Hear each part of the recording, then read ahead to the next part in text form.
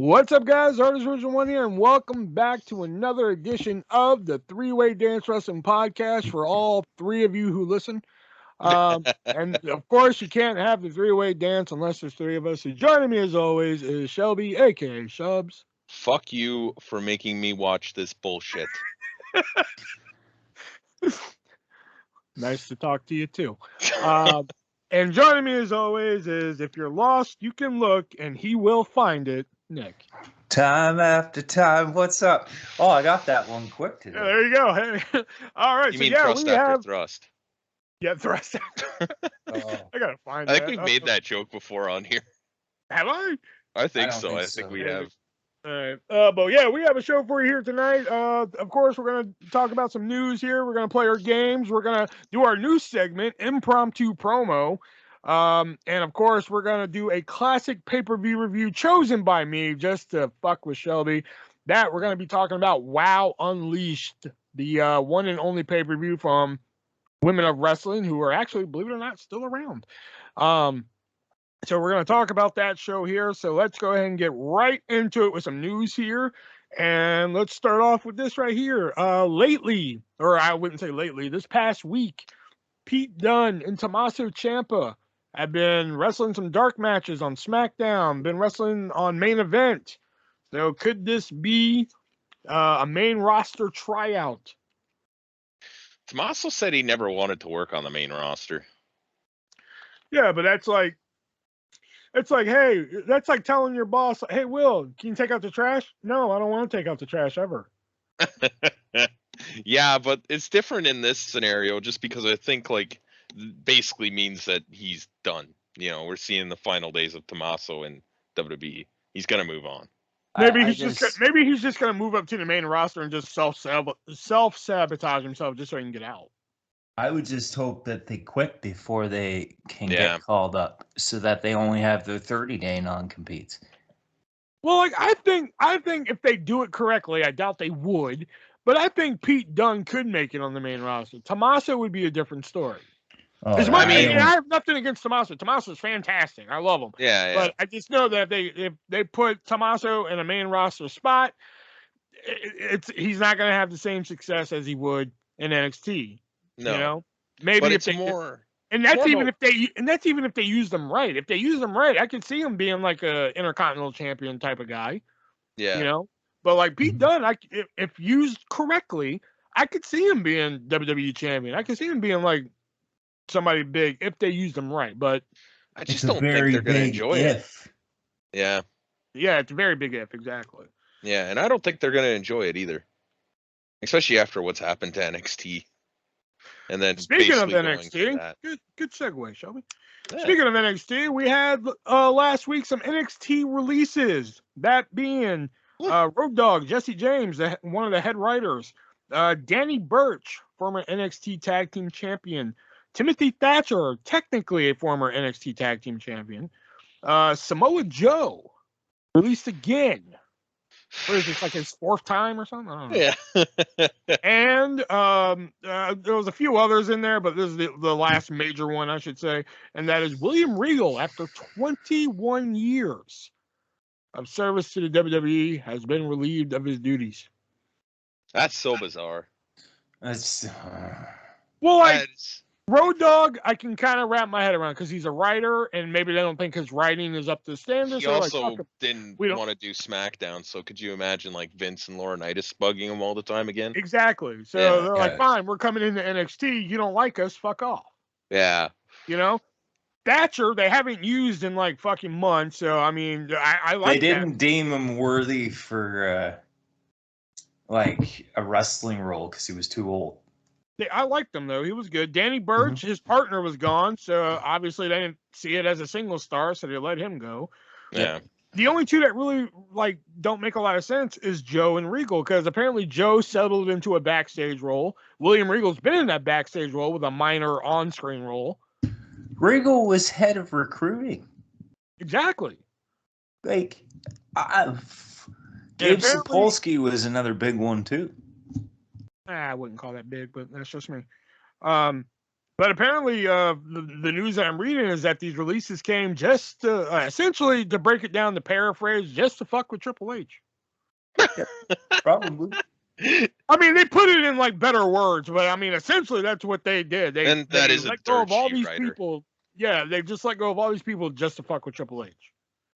I don't know if I'd believe that necessarily, but Well, you got to think Vince and Bruce come into NXT and they're like, "Listen, we're going to change some things. You know, it's still going to be NXT. And Laurinaitis. We're going to change some things." And then they get rid of almost the entirety of fucking Triple H's boys. I mean, they've already, yeah. Even though they were on the main roster, I mean, they got rid of Cross. I mean, good riddance, but whatever. Keith Lee, they got Adam rid of. Cole's gone. Bobby Fish is gone. Kyle O'Reilly's gone. Yeah. Plus, now they've dismantled the backstage team. Not only did they dismantle most of the original NXT, I mean, you still have some hanging around there, like Tommaso, Dunn, and since he's so proud of it, apparently LA Knight. I mean, God, he fought for Black and Yellow so hard. That's what I was like. He fought so hard for Black and Yellow, so apparently he's part of it.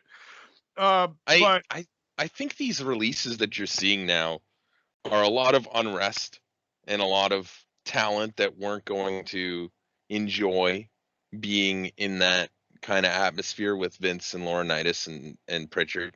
So I'm wondering if maybe this is as much for them. Thatcher, I can understand. Maybe, I don't know his personal life. Maybe he wishes Vince would get hit by a car and die, for all I know. I don't know. But Birch, again, he seems like a pleasant guy. Like, I mean, give him something to do. Birch's NXT fourth release, actually. NXT has changed so much since this whole regime's come in that I think that some of these guys are like, if you're looking to release somebody, you can release me kind of thing. I think they're clearing house because some people aren't going to enjoy it. Like, I don't think Joe would have enjoyed that sketch with them. And Regal the same. I mean, he's been in NXT away from those three for how long now? A while. Yeah, long fucking while. Years. And speaking of NXT, go ahead, Nick. Hachiman's gone too from the Diamond Line. Hachiman. I know, that stable just has fucking bad news written all over it. Yeah, fuck. The one guy was in it, and he got released shortly after the Diamond Mine debuted. Tyler Rust, thank you. And then Hatchie Man, he's part of it. He's gone. If they came to me tomorrow and said, "Hey, Will, we'd like you to join the Diamond Mine," I'm like, "No, thanks." No, I'm good. Did you hear about Carino's sister? Steve Carino's sister? 6 months ago. Yeah, well, so apparently, I heard she only had it for 3 months. And, she had just moved there, and her kid just started school in, Greenwich or wherever the fuck, Connecticut, whatever she lives in. And they're like, "Oh, yeah, by the way, we're firing you, so you can move back to L.A." Oh, I'd be like, "Bitch, you better be paying for it." No shit. You move up there for the job, and then they're just like, "Actually." Well. But speaking of NXT, last week, I mentioned that they were naming the new title the North American Cruiserweight Championship. Well, things changed within about an hour. Thank God. Things changed within about an hour of that fucking recording, because shortly after we got done recording that episode, it was announced that it is no longer going to be the North American Cruiserweight Championship. It is just going to be called, and they're thinking outside the box on this one, the North American Championship. Wow. Fucking brilliant. Thank God we have these gods among men. Fuck. That's good shit, pal. North American Cruiserweight Champion. Bruce, we're going to call it the North American Champion. But sir, that's what it was called. The North American Champion. Yeah, good shit, Vince. Good shit, Vince. Good shit. Good shit. All right, and we got a little bit of Impact news here, unfortunately, but the former Tom Phillips has joined Impact as their lead announcer after Matt Striker was announced as departing the company, which I think there's more to that story that nobody is saying. There's definitely more to that story that nobody's saying. Because Matt Striker goes on Twitter and mentions that, "Oh, it sucks that I have to leave Impact and everything," then deletes the tweet. And then they hired Tom Phillips. Tom Phillips. Big Dick Tom. Oh, and I didn't write this in the news, but I should mention it. Also, speaking of Impact, last Saturday was their pay-per-view Hard to Kill, and apparently they are doing a Ring of Honor versus Impact Invasion. And now oh yeah, no, I was about to spoil something. Never mind. Speaking of spoilers, Deonna Purrazzo. Wow, I swear, he doesn't see my notes before we do this. He just gives me these setups. Deonna Purrazzo has won the Ring of Honor Women's Championship to air later this month from Roxy. So Roxy was at a WWE tryout recently. So this could be just a way to set up this Impact Ring of Honor war, or it could be a sign that Roxy could have signed with WWE. Yeah, but then Mickie James is in the Rumble, so what the fuck? Speaking of the Rumble, a few names were announced for the Women's Royal Rumble, and a couple names that stood out. One being Impact champion Mickie James. Stop messaging me, I'm busy. Sorry. And another one being Nikki Bella, who was recently declared as somebody who cannot return to the ring because of her brain issues. So Nikki Bella. Yeah, I was an ooh, not a who. Oh, I thought you said who. I was like, huh? But Nikki Bella, an Impact Knockouts champion, who was even announced as the Knockouts champion on WWE television, have been slated for the Rumble, as well as returning Summer Rae. And of course, Brie Bella, Lita, that whore, Kelly. Few more names, which apparently some of these names were supposed to be surprises, but apparently they wanted to get some ticket sales, so they went ahead and announced these names before. I think Mickie James is in a tournament for the NWA Women's Championship too. Number one contender. Yeah, I think so. Because I was watching an episode of Power and she wants to be Mickie Two Belts. And like, if for some reason the Forbidden Door opens further, and speaking of the Forbidden Door, I was waiting for you to fucking do it.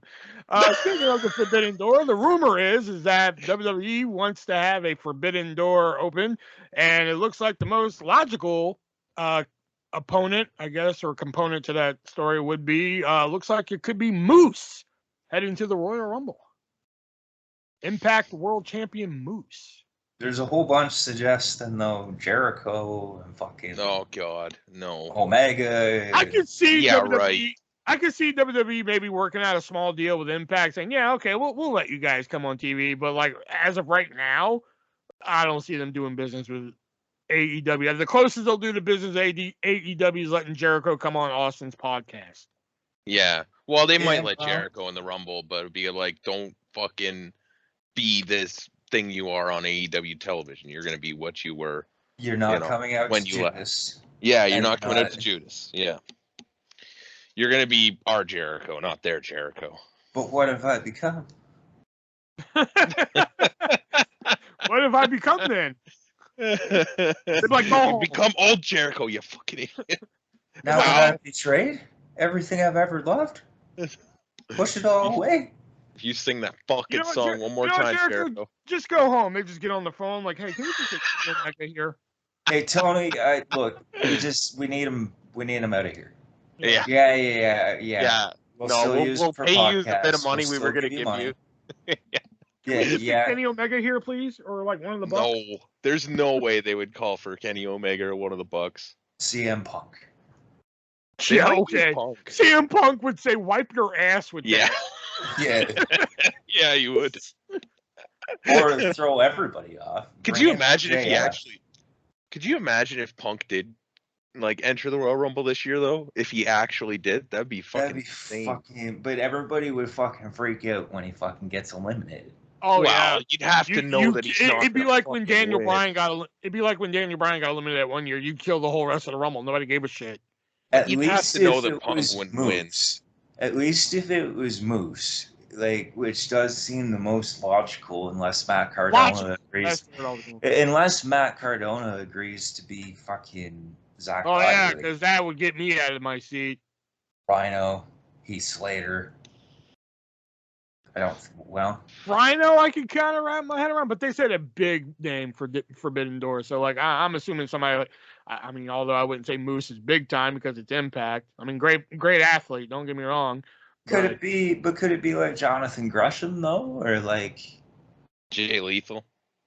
Jay Lethal's AEW though. I don't. Yeah. Yeah. You know, Nick Aldis. He's not champ right now. I think that would work if he were the champion. Trevor Murdoch's the champion. It'd be more. Yeah, I think if you were like, oh my God, it's Trevor Murdoch, the NWA champion, people would be like, what the fuck?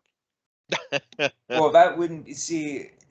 That would be a little bit better than it's Impact champion Moose. Everybody. But that's the thing with. Let's say it is Moose, okay, and Mickie James is already confirmed. I think the only way it's really going to help them if they wear their belts to the ring. Yep. That's what I'm thinking too. Now, if they just show up without their belts and they're like, "Oh yeah, this is the Impact Knockout Champion, this is the Impact World Champion," then no one's really gonna give a shit. Well, Mickie, they might give a shit. Moose, since he's on Impact, not a lot of people watch Impact except for the Smarks and shit like that. I think that crowd in St. Louis is gonna be like, Moose, what the fuck? Yeah. There might be a smattering of Moose, but like not a whole like the Rumbles unless in he comes Louis? out with that title. St. Louis, the Nick Aldis for sure. That only makes sense. It's got to be an NWA guy. Because it's an NWA city. It's an NWA city. It is wrestling at the Chase. I don't see people going nuts for fucking Nick Aldis unless he was the champ. I don't know.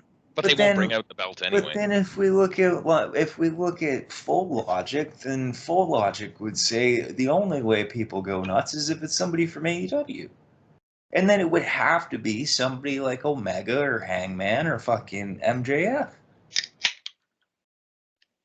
I don't know. I doubt it's going to be an AEW guy. Yeah. And that's if they do it. This is all speculation. Yeah. They announced. I think Moose just put that out there to fuck with people.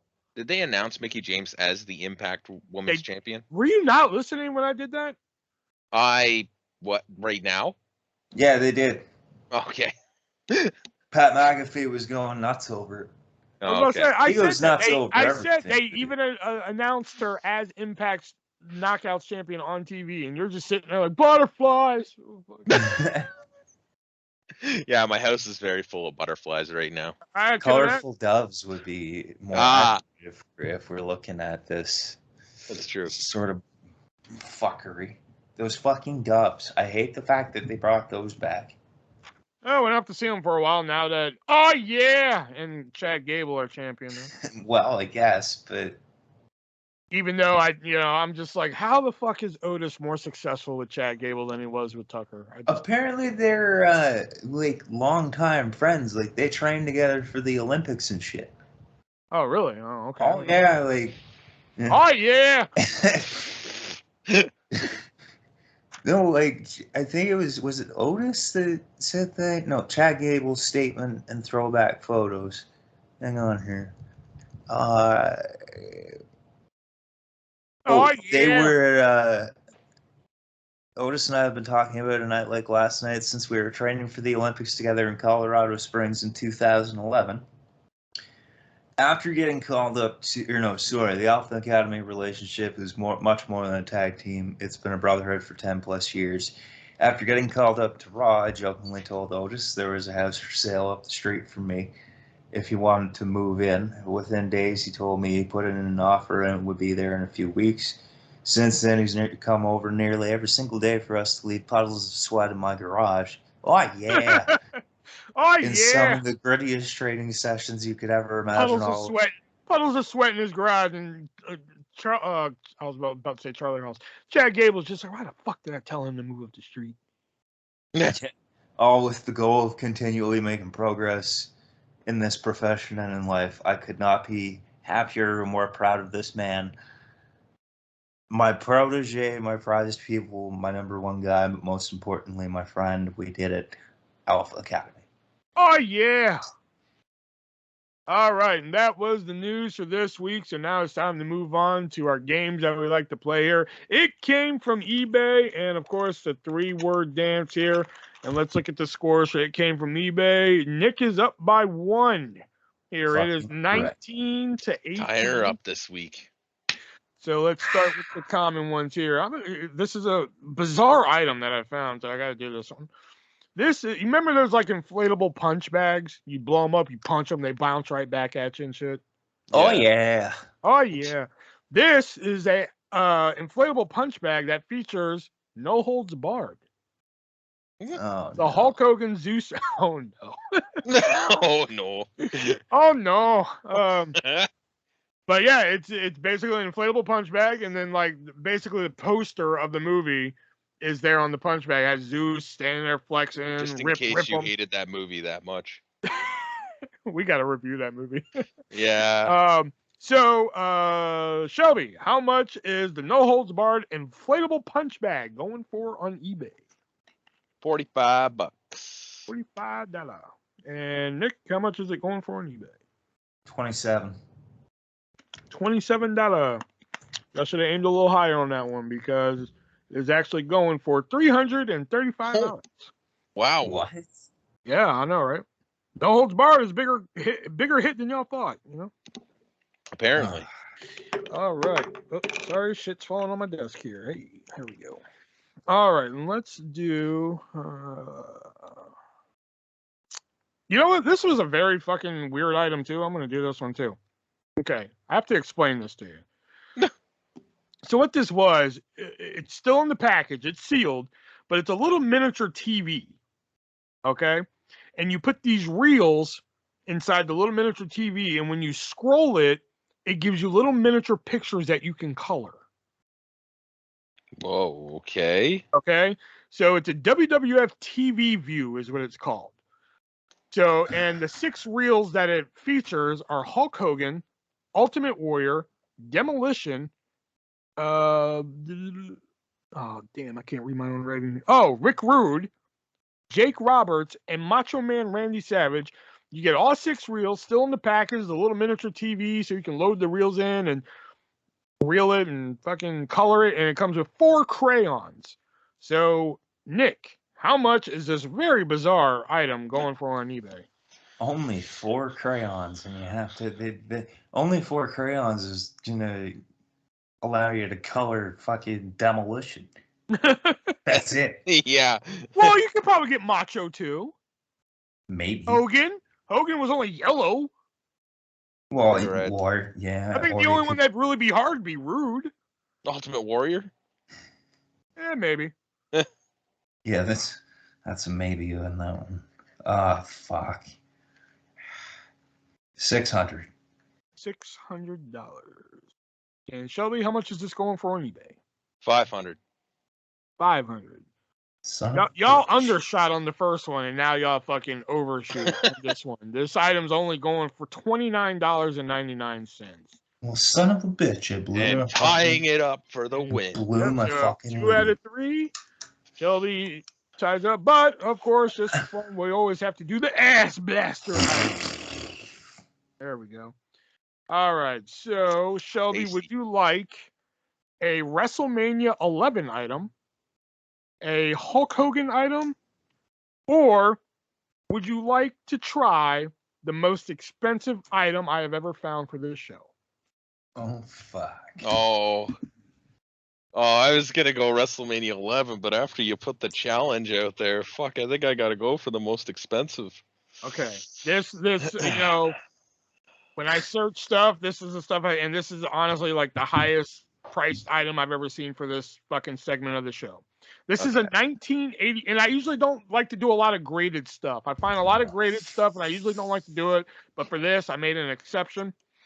So this is a 1995 Hulk Hogan trading card. It's in one of those encapsulations, but it also has a grade of 9.5.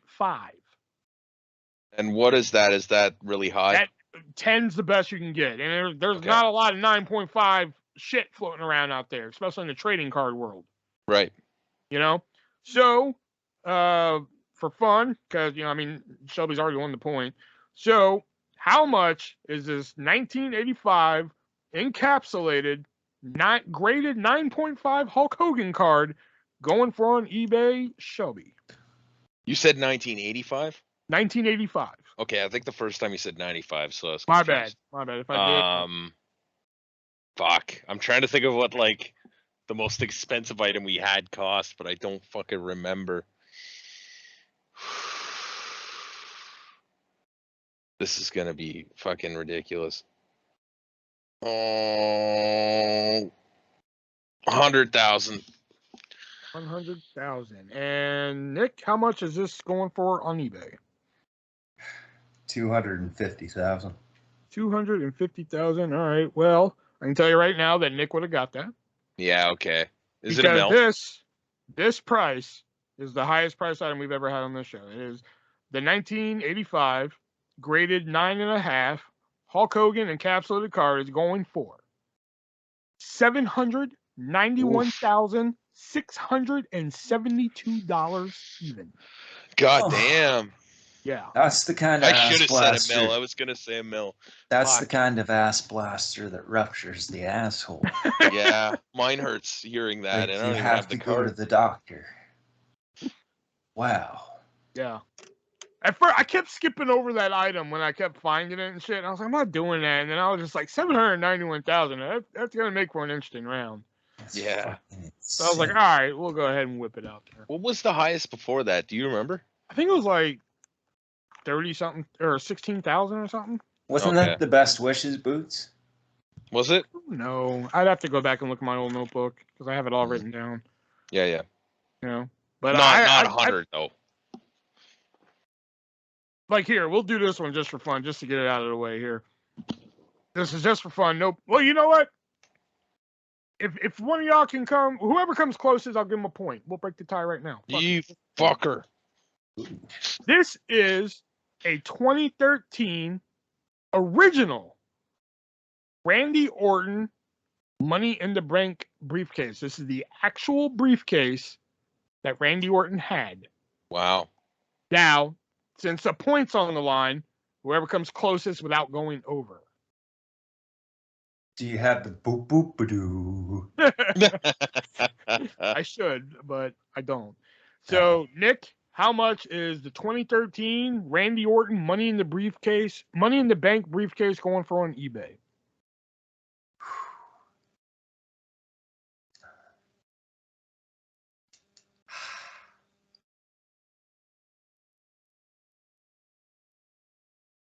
$5,000.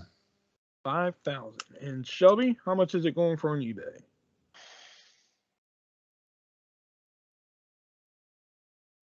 $2,500. Okay, well, I can tell you right now that the tie is broken. One of y'all did not. Well, neither one of you went over. Oh, sorry, didn't mean to hit the mic. But Nick said 5,000. You said 2,500. Yeah. This item is actually $39,999.99. Shit. Yeah, all right.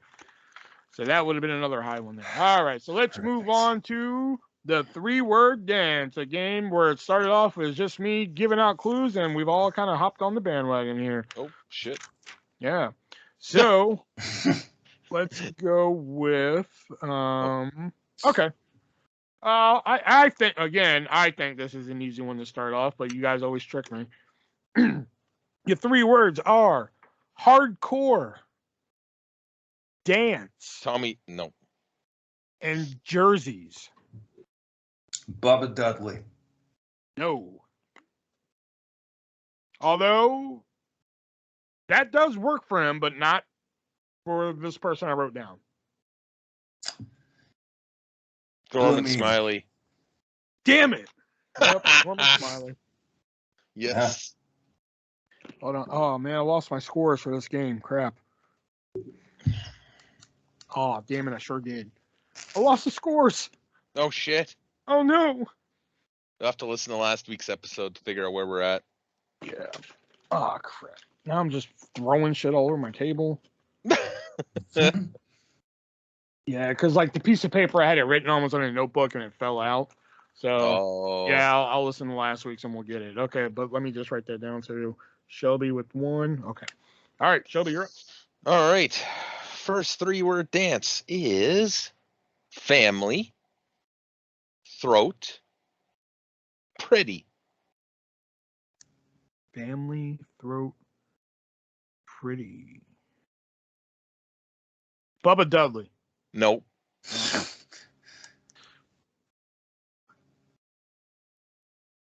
Jimmy Garvin? Nope. Jimmy Valiant? Nope. Damn. Gigolo Jimmy Del Rey. Nope. Wait a minute, family. Say him again. Family. Got it. Throat. Got it. Pretty. Terry Von Erich. I heard Nick, and it's a no. Will? Rick Rude? No. Oh. Kevin Von Erich. No. Is it any of the Von Erichs before he goes through it all? It is none of the Von Erichs. Good. It's not even the fake Von Erich? Not even the fake Von Erich. Damn. All right. Well, I was thinking family. I was thinking family and pretty. I was thinking Bobby Heenan's family, the Heenan family. Pretty, right. Rick Rude, that's where I was getting Rick Rude. I see. Hint? Nah, the hint's gonna give it away, and you're gonna laugh. The brain. Bobby Heenan? Bobby Heenan. Fuck me. So, family, the Bobby Heenan family. Yeah. Throat, because of the cancer. And when he first started, he was known as Pretty Boy Bobby Heenan. Oh, see, I never knew that. Okay. Yeah. He got rid of it because, there was a lot of pretty boys, but there was no brains. So he came up. I think somebody called him the brain once or something. That's where he came up with it. All right, Nick. All right, so first 3 words: invitational, announcer, breed. Matt Stryker. Damn.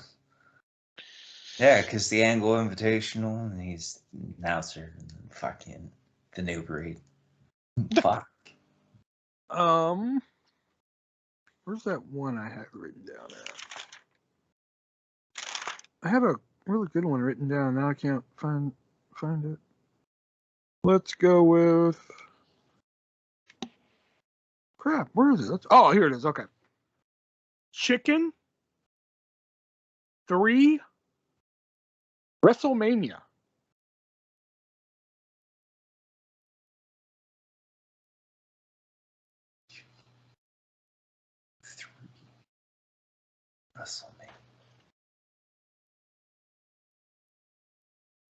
Chicken? Pete Rose. Fuck. Yep. I thought I made that too obvious. Chicken, because he wore the chicken suit at WrestleMania 15. He was at 3 consecutive WrestleManias, and the hint would have been Tombstone, probably. Yeah. Makes sense.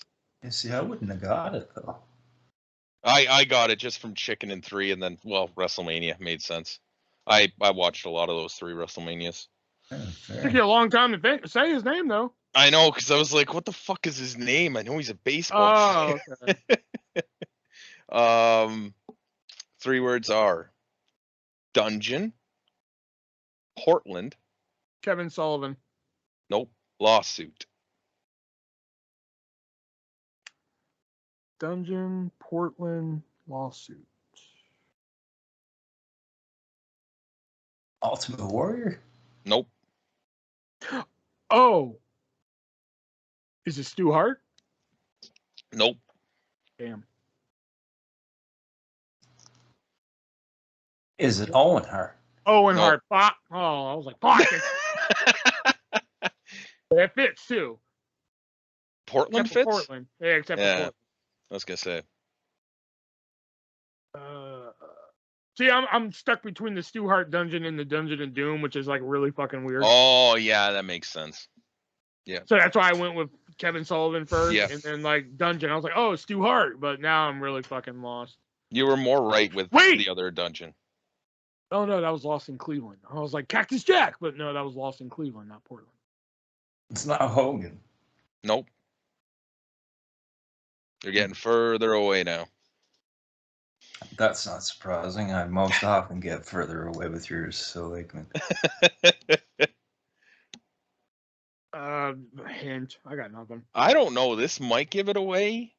Battle of the Full Nelsons. Is it Jesse Ventura? Nope.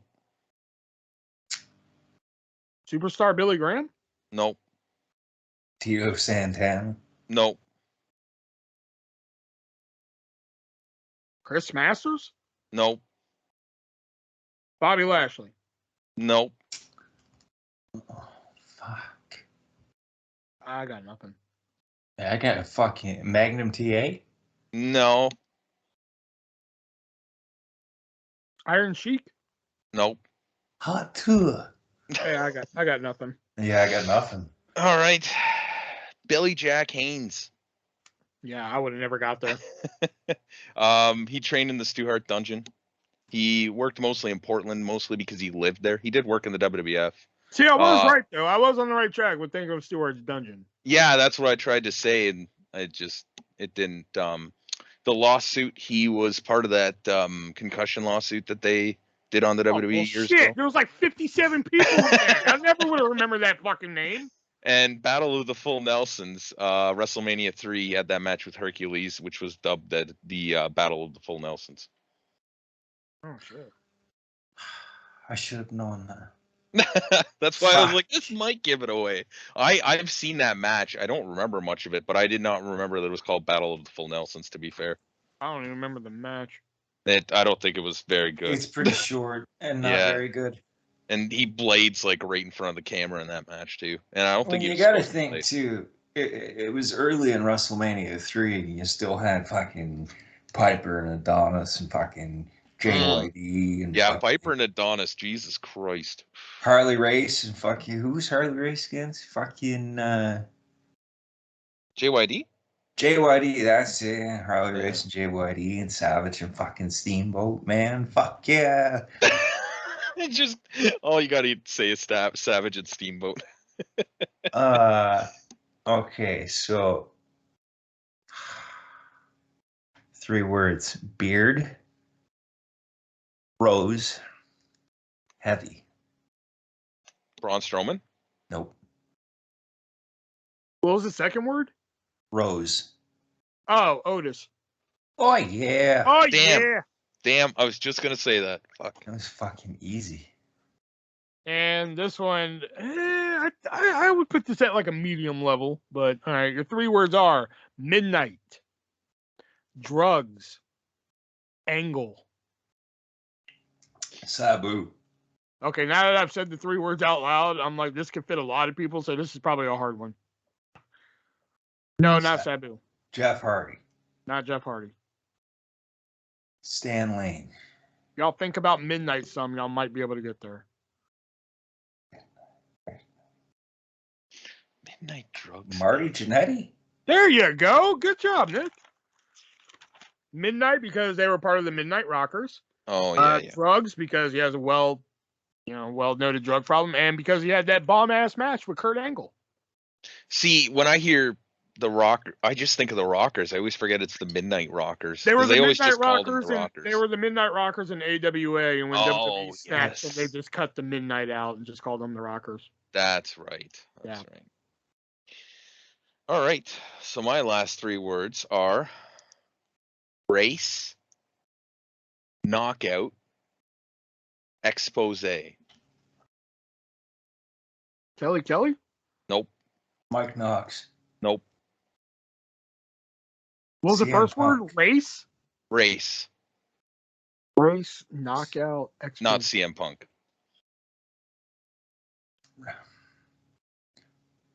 Roddy Piper? Nope. Is it Brooke Tessmacher? Yes, it is. Oh, fuck off. She was on The Amazing Race. She was with that's right. Robbie E. Yeah. And then the hint was going to be Aces and Eights. Oh, if I didn't know who it was, that wouldn't have helped me at all. I totally fucking forgot she was in Aces and Eights for that fucking week. Yeah, really? Was it only a week? I wasn't really watching. It was like 2 weeks, And when I said Brooke, I meant Brooke Tessmacher. Yeah. Whatever that was. Fucking Aces and Eights.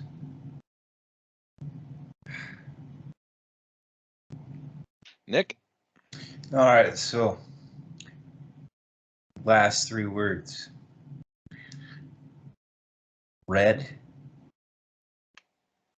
Pads. Casket. Bray Wyatt? No. And no. Oh, Heidenreich. Heidenreich. Bam. Yeah, that's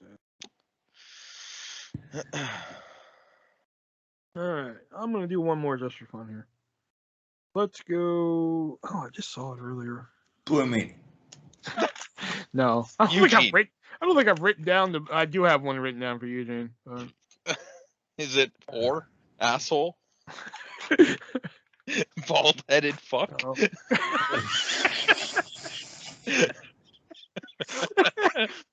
Oh, Eugene. Yeah. Here's your 3 words. That no-showing bald-headed bastard. They're like, that's more than 3 words, asshole. Who is it? I can't find the one I had written down. Fuck that I wanted to do for fun. Oh, here it is. Okay, here we go. All right, the fun round here.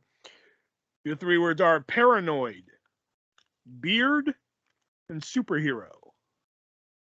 No, not the Hurricane. Tommaso Ciampa. No, what? Beard. He dressed up as Punisher. I guess Punisher isn't a superhero. Roman Reigns. No. Paranoid, beard, superhero.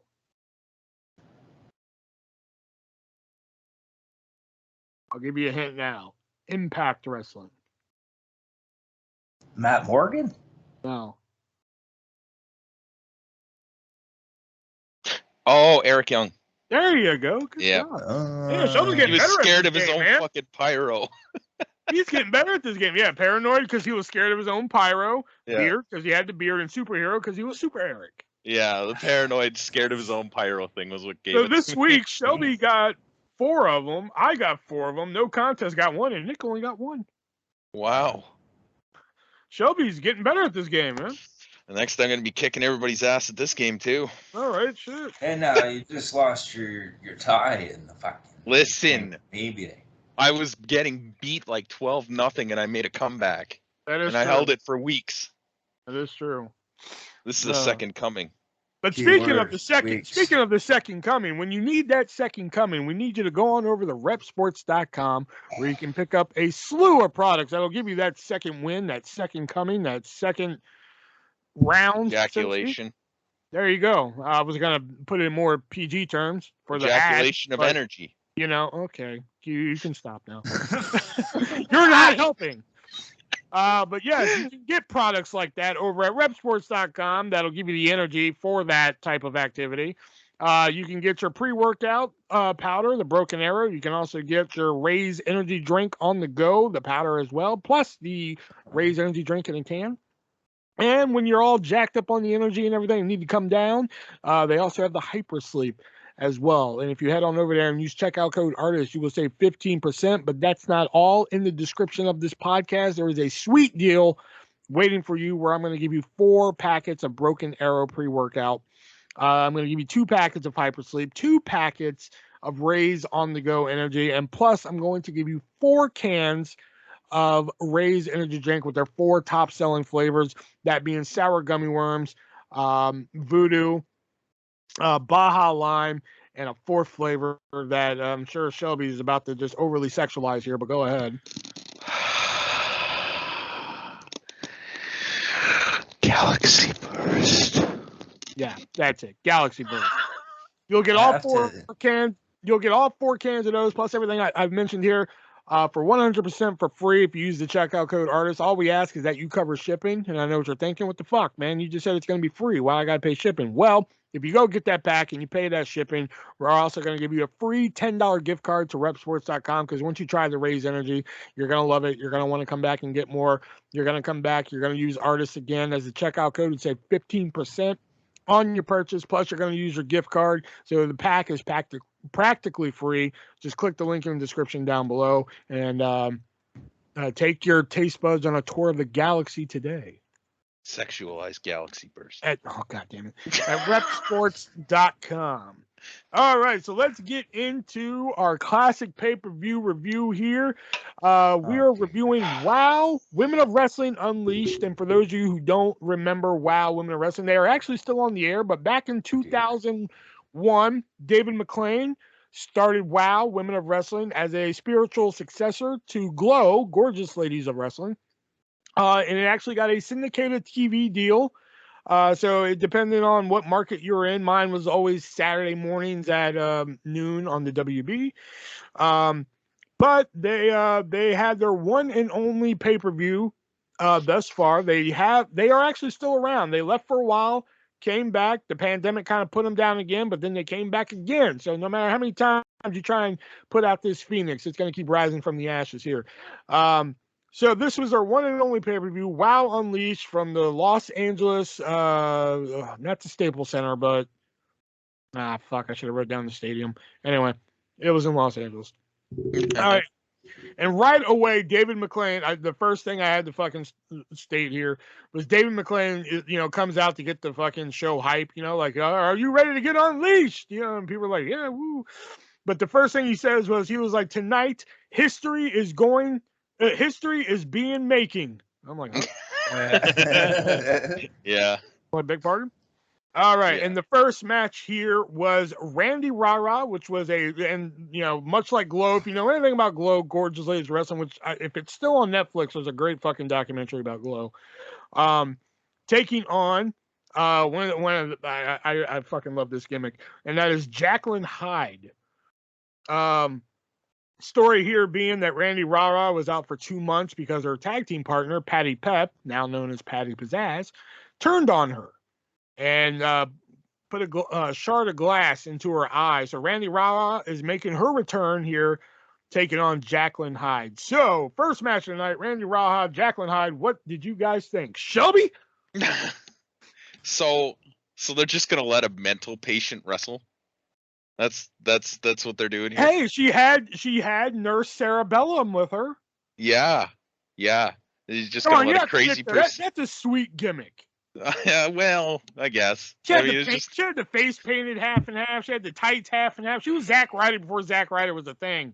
Also, the first match to start off this pay-per-view has the absolute weakest lockup I've ever seen in my entire life. They just touched each other. You gotta think, a lot of these were just models trained to be wrestlers. I know, that's the problem. However, you gotta love it when they make a match quick. It wasn't anything special. The whole damn pay-per-view was quick matches, shit. Not the whole thing. There were some long ones. The longest match was 14 minutes. The shortest, I think, was this one. I thought the longest was like 20. I thought the main event was like 20. No, the main event was like 14 minutes. Oh, okay. It felt like an eternity, but... Yeah. I could see this being an opening match somewhere, though. Like, it wasn't that bad. Not on a pay-per-view, but... I was like, yeah, because Randy Rara does a nice cartwheel splash, which I thought, was pretty cool. Jacqueline Hyde does a nice snapmare, which I thought, and I wrote short match. Think these two could have had a better match with more time. I gave it 3 stars out of 5. I gave it 4 out of 5. I think. Holy shit! Yeah, for what I thought this pay-per-view was going to be at this point, it was actually decent. Like I said, they kept it quick and short. It didn't need to be anything more. And I could have saw maybe in another 5 years if they had a little bit more training them on, an actual wrestling show like a WWE or an AEW. I guess AEW wasn't around then, but you know what I mean. Yeah. Oh, wow. I'm amazed at that. Holy shit. Yeah. Okay. Nick? I mean, I thought it was shit. I'm sorry. I thought it was shit. This is going to be great. That's fair. How many stars out of 5? 1. Like I have written down the timekeeper. The timekeeper even sucks. And like, but that's something we should mention before we go any further. The announcers for this show were Lee Marshall and Bobby Heenan, I think they spent most of their budget on Bobby Heenan in that cage at the end. But like, I think around like, what match was it? I think it was around the hardcore matches when Bobby Heenan really comes to life. But at first, it's just Lee Marshall giving him setups and he's just taking them. Yeah. But like once the hardcore match comes, that's when Bobby Heenan tries to sell WOW to you. Like, I've only been here one night, and this is the best wrestling I've seen ever. I'm like, Bobby, calm the fuck down, dude. Because y'all got. And then I have Nick and Shelby, I don't think, to my knowledge, have seen the original WoW. They may have seen some new WoW, maybe, but like the original WoW from 2001, I've seen every fucking episode. Yeah, no, I didn't see any of it. But like, I thought the commentary was pretty good. I mean, except for the next match where Lee Marshall didn't know who the Beach Patrol was. Which, speaking of which, the next match, the Beach Patrol, Summer and Sandy. One of, I don't know which one it is, but one of them played by MySpace model Bobby Billard. There's MySpace models? I know who Bobby Billard is. There's MySpace models? Yeah. Holy shit. Or I guess there was. MySpace yeah, there isn't was. really much of a thing anymore.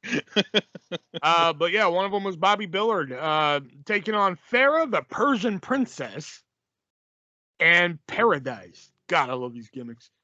These gimmicks were all horse shit, dude. Yeah, a lot of them were fucking horrible. But Beach Patrol was clearly Baywatch. Yeah, they were all clearly. That was the whole thing. That was the whole gimmick. The whole gimmick of WoW, that is. But yeah, terrible leapfrog by Paradise. Sandy only knows how to do a crossbody. Summer didn't know how to do a roll up. What's her name? Oh yeah, Farah had like a submission on called the Persian Carpet Ride, which I thought was a great name. And I think one of the Beach Patrol hit a great drop kick on that. The finish was a little convoluted because like when I watched it, I didn't even see the second ref. And then all of a sudden, two refs saying like, "Oh, well, they won. No, they won." I was like, and I wrote down miss time double ref count. And then when they showed the replay, that's when you saw the second ref, and I was like, "Oh." Was this the one where they had that stupid pinfall that didn't make any sense? The two pinfall? Yeah. Oh my fucking god! What a horrendous stupid finish! It doesn't even make sense. There can only be two legal people in the ring. How do you get two pinfalls? Lee Marshall was trying to say that. Like, there's only one team that's legal. Yeah. What the fuck? Also, Bobby said something about he wanted one of the Baywatch chicks to kick sand in his face. He was like so like enthralled by this woman. And I'm like, well, if you get her to kick sand in your face, then you're not going to be able to oogle over her. Yeah, but that's not the point. And then, believe it or not, this crowd on the second match of the first ever WoW Women of Wrestling pay-per-view started chanting bullshit. Well, fuck, after that finish? Like, who the fuck wouldn't? Yeah. I just wrote down, what the fuck is going on? I'm a big WoW supporter, all right? I'm going to be like the fucking cheerleader for WoW. I'm going to be the Randy Rara of fucking WoW here. But this match was fucking god-awful, and I gave it 1 star. I wrote, what the fuck was that? It's happened. My head has exploded. 0 out of 5. Yeah, a big fat 0 on that. This was, this was where I started to kind of be like, what did Will do? Why did I agree to this? Yeah. Oh fuck. Third match of the night. From Her Majesty's Secret Service. For fuck's sake. Yeah. James Blonde taking on Tanja the Warrior Woman, aka Wish.com Xena. Jane Bond's entrance took like 10 minutes. And we have Xena it was just and James video. Bond at home. Yeah. And this is Xena and James Bond at home. Like, but I will say, nice diving clothesline by Tanja to start the match. Another horrible leapfrog. But here's one thing I was confused about: who the fuck was the heel and face in this match? That is exactly my fucking question. At least like with Beach Patrol versus Farah and Paradise and Randy Rara and Jacqueline Hyde, Jacqueline Hyde and Randy Rara is still kind of out there, but at least with those matches, you could kind of like, okay, I want to root for this one and fuck this other person. Yeah. But this one, I had no idea. Yeah, no, unless you actually watched their show and got into the characters, you would have no idea. How the fuck who am I supposed to be cheering for? I think even if you watch the show, I don't think you're supposed to know. Probably. One of them. I don't think Tanja wasn't that relevant of a character on the show, whereas Jane Blonde was in quite a few episodes. Right. One of them did a nice bridge out from a pinfall, but she cut it really close. I don't remember who it was. Oh, it was Jane Blonde. Right. Yeah. But yeah, Jane Blonde was spamming the drop kick. Yeah. So like literally right after I wrote down Jane spamming the drop kick, she's like on the top rope and she misses a missile drop kick, and I fucking laughed. One of them did a backslide to the other one for a pinfall, but instead of kicking out, the girl just fell over. Oh yeah, Tanja fell over. Yeah, but I wrote down I love the missed drop kick because it made me laugh, so I gave it 1.5 stars. This would have been another 1 because this was just fucking another quick finish, and I'm like, it hasn't even been a half hour. Well, this one was a little less. I have a feeling that Nick is gonna hate this pay-per-view more than Oh no, he is not. It's coming. It's. I don't coming. know. I fucking this. Oh. I can't tell who I'm supposed to cheer. 1 out of 5. Yeah. So I was like, who's the heel and who's the face? Yeah. Next up is one of the gimmicks I hated the most in this fucking company, and that is Hammer and Heather Steele. Taking on one half of Law and Order, which I love the fucking tag team. I just loved it. Yeah. Law and Order. It was so it's so cheesy, but it was so good. She the girl worked like the cop girl worked like a really good heel actually. Yeah. And she kind of reminded me of like Boss Man from 80s and 90s WWF. Hammer and Heather Steele taking on Nikki Law. The only thing I wrote down, because there wasn't really a lot to write down, was like Nikki Law hit a great double underhook suplex, and I wrote, I love the name Law and Order, but other than that, it was really nothing memorable. I gave it 1 out of 5 stars. Again, nice and quick, and there was even some working in this match. Imagine that. You're gonna be so surprised when I say this. 4 out of 5. Oh my god! I was like, if you say fucking 4, the beauty about this match and the first match is they didn't go on long enough for them to stink out the fucking place. They were nice and quick. There wasn't much to them. You know, it was. I'd watch them again. I'd go and I'd see them again somewhere. I don't know. Wow. Nick? I basically have Hammer and Steel. Looks like that chick from Home Improvement. Oh, that was quick. And then Y, 0.5.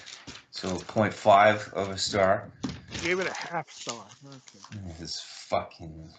And all throughout the night, we were seeing clips of the bikini contest, which, if I remember correctly, they never tell us who wins that. Of course. Fine. You know what? I said fine. Those bikini things are stupid. I don't know. The winner of the bikini contest, in my eyes, is actually in the next match. The next match being another tag team contest. Boom Boom. And Boom Boom and Caliente taking on the Asian Invasion of Jade and Lotus. And when I watched the show, Jade was like one of my fucking favorites. She's like my second favorite out of everybody on the roster. My favorite's still to come. And that's what I wrote down here. I wrote, I love Jade.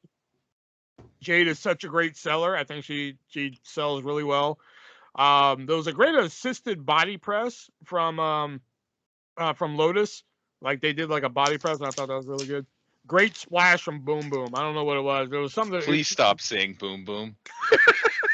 Please stop saying it. Great sell of the Insiguri from Boom Boom. And a great Hurricane Rana by Jade. I thought the Hurricane Rana was great. And the Samoan drop by Boom Boom was fantastic. I enjoyed this fucking match. 4 out of 5. All right, so just picture this. But that's probably only for my pure enjoyment of Jade, because Jade was like one of the hottest women on the roster. Like looks-wise, Jade is like the hottest woman that was on the roster. I don't even remember what she looks like. Oh my. Let's just picture this, okay? WrestleMania fucking 30 whatever. Whatever it is, I'm in. Charlotte Flair defending the Raw or SmackDown Women's Championship against fucking Boom Boom. I'm in. I'm so fucking in for that match.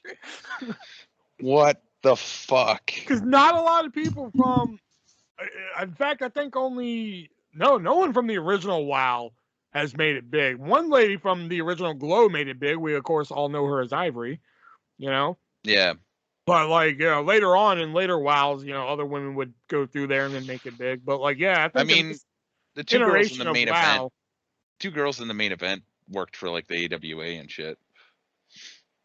Briefly. Yeah, and now they're still working for WoW. They're still the trainers. Yeah, I'd believe it. Okay, so continue. What else did you think? I don't know why they were showing a random black man wearing a mask during her entrance. Please stop saying boom boom, I beg of you. Just call her Boom, please. I'll even take Double B. But her name is not Boom, it's Boom Boom. Oh, thank God that's over. And now they're dancing cool. 2 out of 5. 2 out of 5? Yeah, I was generous on that one. At least you gave it 2 out of 5. Yeah. Another tag match. Oh, great. More awful gimmicks. Jade and Lotus, make it stop. Twice as long as the last tag match. Still under 5 minutes. We'll give it 1. It's like, fuck. Like, I had a hard time with this. Dude, Jade is like my fucking, oh my God. I mean, some of it is her looks, but like she actually is a decent fucking, out of the 4 in this match, she's like the most decent one. Work-wise. Sure. I don't even remember. You seem like you're a big fan of Boom Boom. Fucking Christ. Fucking boom boom. I'll fucking boom boom you. Oh, this episode is a good idea. Earlier in the show, we see Bronco Billy on the phone, and apparently somebody has bought her ranch. Oh, gee, I wonder who it was. I couldn't hear anything on these fucking backstage vignettes. Yeah, they did have some audio problems in the backstage segments. Like, that's why Lee had to be like, oh, did you hear what she just said? She said, I got your back. But yeah, apparently the Bronco Billy phone call was she found out that somebody, they don't know who, bought her ranch, which... so that makes sense for a little bit later then. Coming up right now, as a matter of fact. Bronco Billy taking on the disciplinarian. She's a teacher by day, moonlights as a wrestler. Fucking great gimmick. Love it. Bronco Billy, one of the 2 cowboy fucking or country gimmicks on the fucking card here. But I was actually enjoying the match a little bit. I was actually getting into it until disciplinarian like just didn't turn around for Bronco Billy, and Bronco just had to grab her head and go for a bulldog, and it just did not work. Yeah. I was actually enjoying the match up until that. You know, I was like, wow, this is actually pretty decent. And then, like, till the bulldog happened, then it took me out of it. So 2.5 out of 5. Oh, dear. They actually had a rope break in this match. I think that was the first one of the whole fucking show. I didn't mind it too. I forgot to grade it. I'll just say 3 right now for the hell of it. Not bad, nice and quick. A little bit of working. Give these girls a little bit more training and ring time, and they might be able to open a pay-per-view. And then you bought her ranch. How? Yeah, the disciplinarian reveals that I bought your ranch. So my question is, like, how do you not know this already? And how did you okay the deal? I don't understand. Well, if somebody bought it out from under her, she didn't know. That's what the phone call was. I guess. I don't know. Brian Zane from Wrestling with Regret pointed out a good thing. Like, she's a teacher by day and moonlights as a wrestler. So where is she getting the money for this? Yeah, really. A ranch is fucking expensive. Which a lot of the stories they set up here were supposed to continue in a while, but unfortunately they were canceled and deactivated. Shut up, Nick. What'd you think of Bronco Billy and Disciplinarian? They announced the wrong winner. And then they were like, the winner of that match was Bronco Billy. And I'm like, fuck, that match was awful. We could have just skipped the whole announcement part. Just forget that you fucked up and move on. Fucking a very generous 1.5. I'm surprised neither one of y'all mentioned that the disciplinarian's finisher was the pedigree. I'm surprised neither one of y'all brought that up. I forgot about that. Yeah. That was her finish. All right. And the next match here, we get our first promo of the night from Slam Dunk. Oh, fuck. I actually tried bringing this gimmick in the HWL, like when I was Karl Malone, but Aaron wouldn't okay it for some reason. I was going to have Slam Dunk be Karl Malone's bodyguard. Yeah, but he wouldn't okay it for some reason. I don't know why. But yeah, good promo. Good promo by Slam Dunk. I mean, it's a little childish and stupid, but hey, so is wrestling. Great leg drop by Slam Dunk. Great hang time from the top rope from Dunk, even though she missed it. I think Slam Dunk has an awesome choke slam. This match somehow is a double disqualification, which doesn't make any sense. But we get another bullshit chant from it. But up until the end, I liked it. Again, another 2.5 out of 5. Oh, here we go. She asked if she said that out loud. You're speaking into a microphone. Are you retarded? Oh. I mean, peroxy powers. Oh, did I say that out loud? Oh, those are the kind of people I hate. And I know I was supposed to hate her. At least there was a clear babyface and heel in this match. Yeah, that's true. Yeah, did the ref just get up from a choke slam like immediately? Did I see that? He got choke slammed by slam dunk, and then he rolled to the outside, and then somehow it's a double DQ. When technically it should have been Dunk who lost. But they were trying to, I guess they were trying to keep that undefeated streak going, which technically she's still undefeated. I just wrote, what the hell is with the refs tonight? 2 out of 5. Oh, yeah, there's like 5 ref bumps throughout this whole show. I honestly feel like I should have given it a 1. 5 ref bumps. There was 5 ref bumps in the fucking main event alone. Probably one of the better matches, but still bad. 1. Oh, man. Oh, next up. Next up, we have Wendy Wheels, which fuck that gimmick. The gimmick's stupid. But she's taking on Riot. Riot was like fucking, that was my girl. So like not even like looks wise. Like I think she was the best one. The first thing I wrote down was Riot could have been the Hulk Hogan of WoW. They could have built this whole fucking company around her, which I think they fucking found that out as they were going into like what would have been season 2. But she was really over. She was over as fuck. Wheels was a horrible gimmick. I wrote that. Great corkscrew elbow by Riot. The Riot twister. Fucking love it. Great leg arm breaker. Like Riot grabs fucking Wendy's arm and then drops down on it with her leg. I thought that was great. It's just a simple power bomb, but I fucking love the power bomb. This was a hardcore match. Falls count anywhere. Fucking love this match. 5 out of 5. Wow. So she's hardcore, so she's a porn star. Are there any rioters in the house? I said, are there any rioters in the house? I'm like, yeah, fuck yeah, Riot. I wrote, this is the very definition of Outlaw Mud Show. All it's missing is the mud. However, this was before I saw the main event. So, hardcore match, rope breaks don't count. This is the longest match yet. Hey, to be fair, Riot pointed that out. Yeah, she did. She did. Okay, but the ref was like, what the fuck? She entirely missed that fucking pizza pan by like a mile. Yeah, she did. that does kind of suck, but still, the Riot bomb is so good. I love it.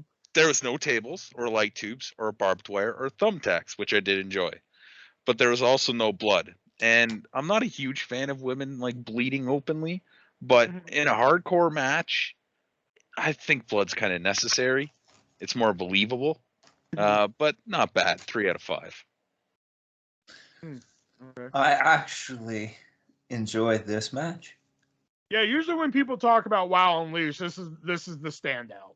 Yeah. And actually, it's funny because, like, at the end, I was like, what a power bomb. Yes, Riot wins. Because, like, I spent the whole match being like, this Wendy Wheels is a fucking another bullshit gimmick. At least Riot, there's, like, a little bit of something to it. Yeah. It's not a good promo, but, like, at least she's trying. And then fucking Wendy Wheels was just fucking... The gimmick's horrendous. But in ring, it was like, okay, this is kind of passable. I mean, I gave it 3. It's the best kind of rating you're going to get, especially, well, fuck. I had to give it 5 out of 5 just because the match, usually, like, again, like, when people talk about WoW, this is usually the match where, like, well, that match is actually pretty decent.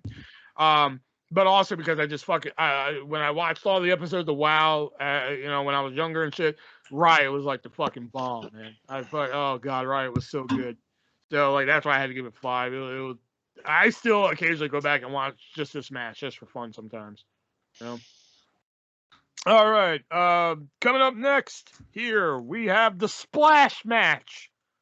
Becky, the farmer's daughter, taking on Jungle Girl, not girl, girl. Apparently, both Becky and Jungle Girl use a splash as a finisher, so this was a match to see who was better. So that's why it was a splash match. Yeah. Okay. Yeah. They don't. Neither of them do it well matches, though. I think only. Let me see here. Let me double check. But I think only the Bronco Billy Disciplinarian. Yeah, they kind of did Slam Dunk and Roxy Powers on the show. Jungle Girl, Becky Farmer's daughter, the tag team title match, Terry Golden Danger, and basically every match from Riot all the way to the main event are ones that did have story base to it. All the rest were kind of just like, hey, we're on pay-per-view, we're gonna give you some shit, you know. But it was just like, hey, we're gonna throw some matches out there. Like I said, they kind of just threw Roxy Powers and Slam Dunk. They kind of threw a story, like she went out there, gave her promo, like, hey, now I'm mad at what you said, you know. But all the rest have like a story going forward, except for Bronco and Disciplinarian. They kind of built to that. Right. Great ass buster by Becky the Farmer's daughter. Nice tilt-a-whirl into a press. I thought that was pretty cool. And then I wrote, why is this match not over after Jungle Girl splashed her in the face? The rules of this match were not really, well, they were defined by the announcer. Like, but not followed. Yeah, exactly. There we go. Yeah. Good sell on the clothesline from Becky. She kind of did like a backflip when she did it. I like that. Good drop kick from Becky. Great visual for the ladder, but the spot was poorly executed.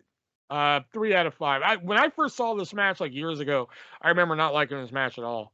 But like watching it again now, I was like, wow, I actually kind of enjoyed this a little bit better than I used to, because I'm not a real big Jungle Girl fan. She's actually one of the ones still around in WoW today.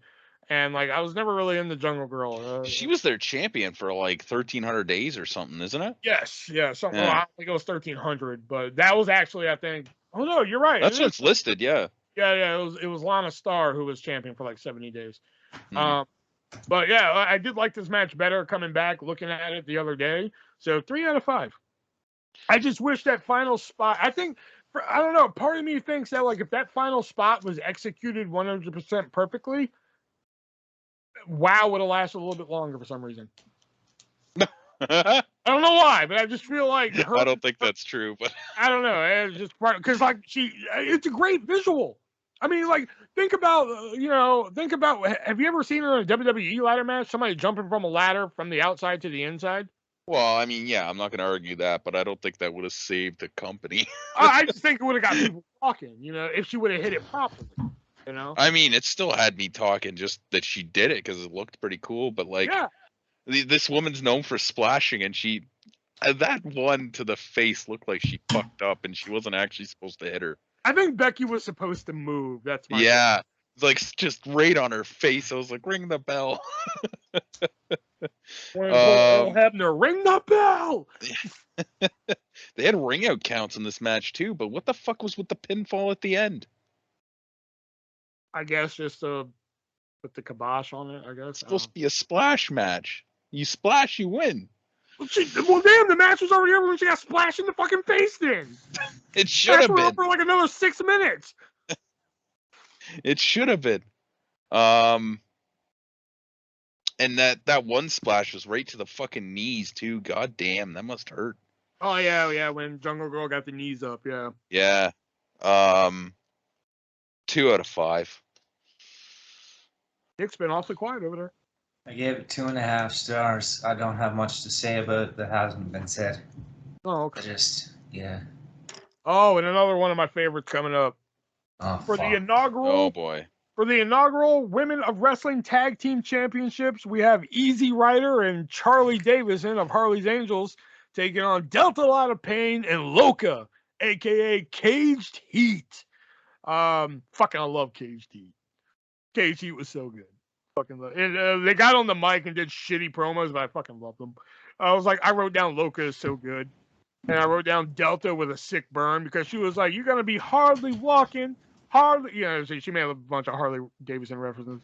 But Easy Rider did hit a great drop kick. Loca was, again, another great sell.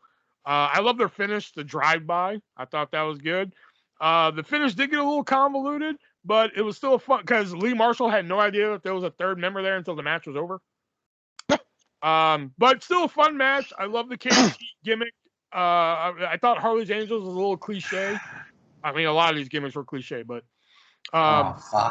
But Cage Heat, fucking love them. I love that they only get out of prison to come wrestle and shit like that. They actually continued that story in the new WoW. Like, they got a lawyer who lets them out on like, they actually get to live on the outside or some shit. Like, that was the story with them and shit. It was fucking great. But yeah, 3.5 out of 5. Loved it. So we're supposed to be cheering the convicts? Exactly. The bad guys? What? But that's another thing I love is that, like, see, here's the thing I love. See, you would think that you would go into that match rooting for the bikers. Well, okay? but even then, you're like, the bikers? I'm supposed to be cheering for bikers? So then I can wrap my head around, like, okay, you're rooting for the bikers. A little bit more than convicts. Here's my thing, though, is that, like, they were kind of over with the crowd. They were over with the crowd, but they still did heel things, like fuck up the ref and shit. That doesn't make sense. Everybody fucked up the ref. Yeah, literally everybody did. I mean, like, there's a heel that does heel things. There's a face that does face things. When have you ever seen a face that does, like, these little heelish things like that? Eddie Guerrero. All right, you know what? Fuck you. How about that? Okay. You get my point here. I like that, like, afterwards, even though they've won the titles and the ref is raising their hands and shit, they beat up the ref, throw him over the top rope. Just for no reason.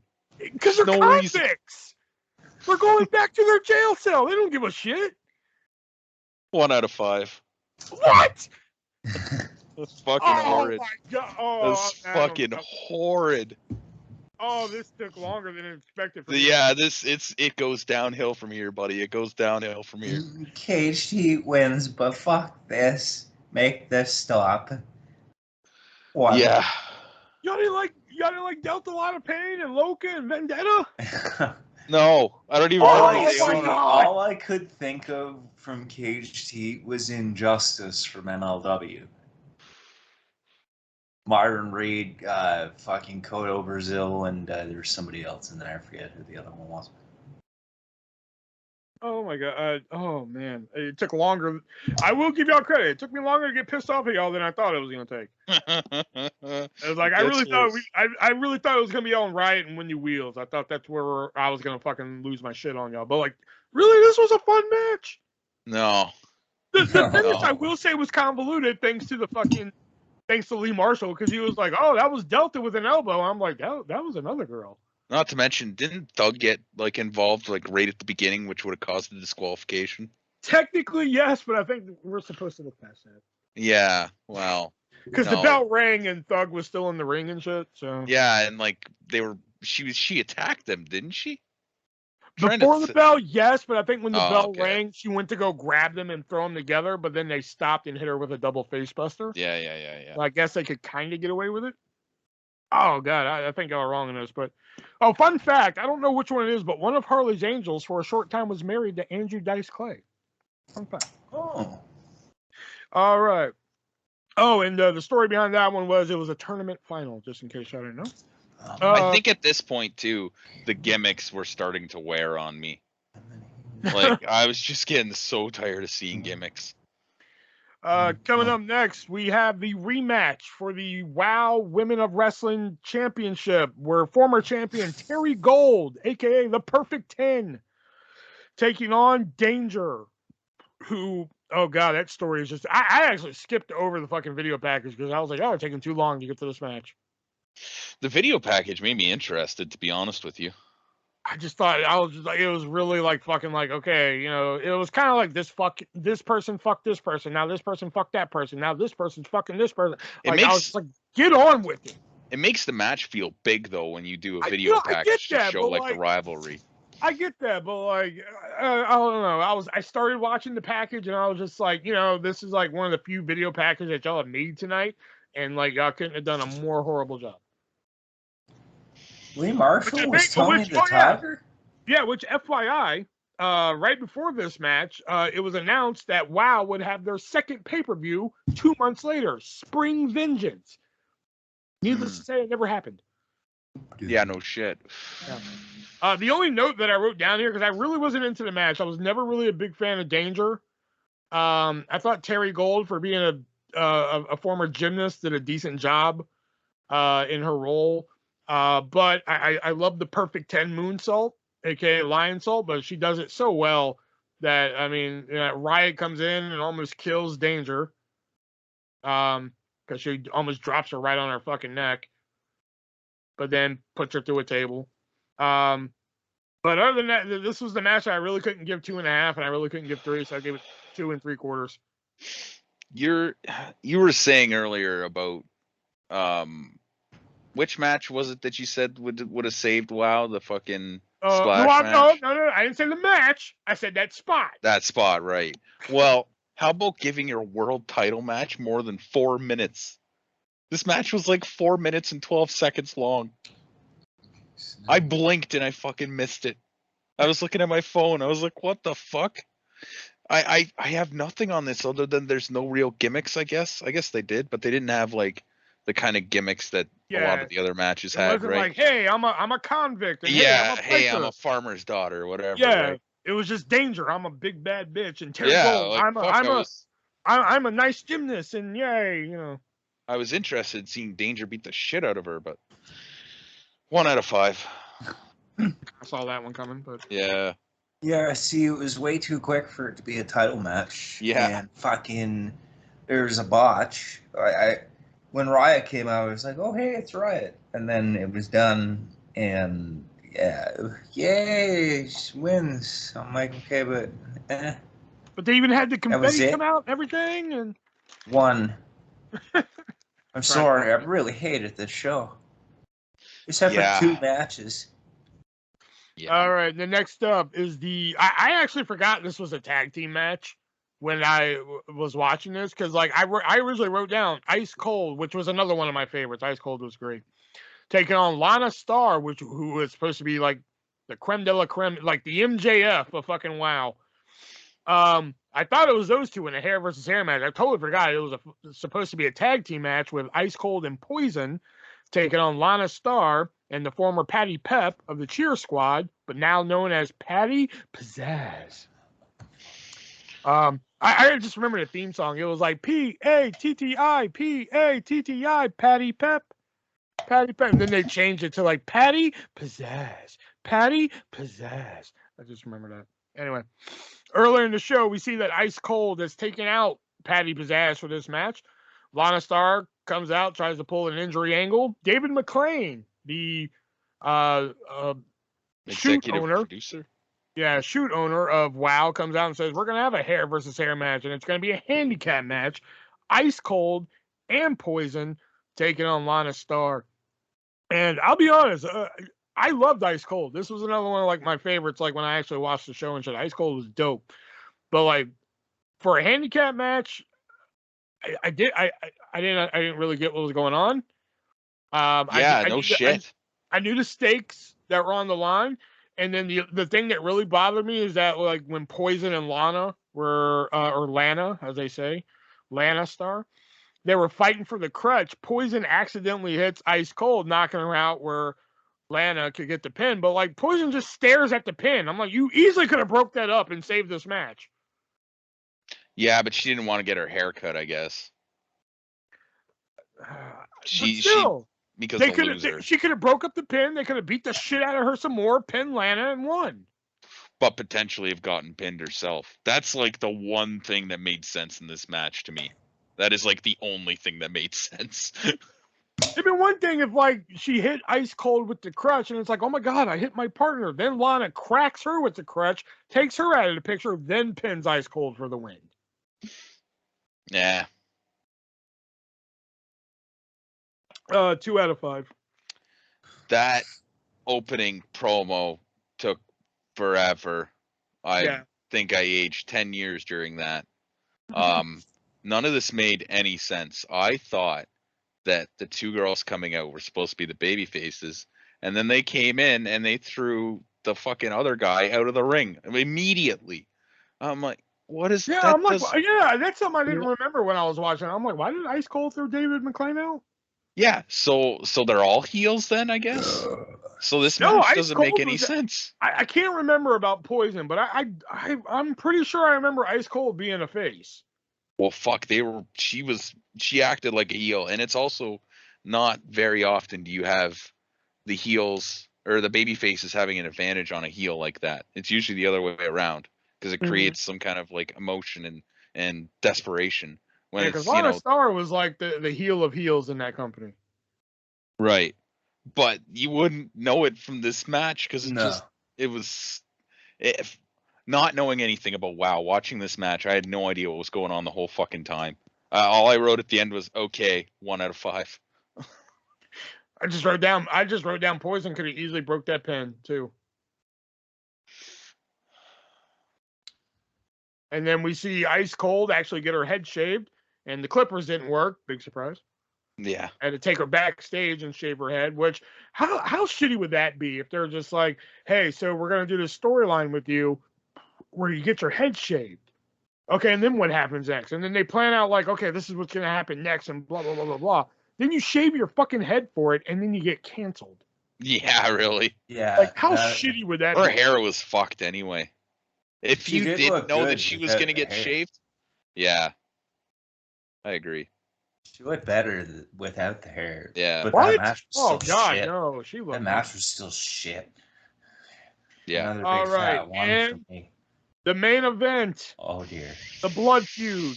Selena Majors, the real deal. Selena Majors taking on the head of Harley's Angels, Thug, in a steel cage match, aka Hell in a Cell with no roof.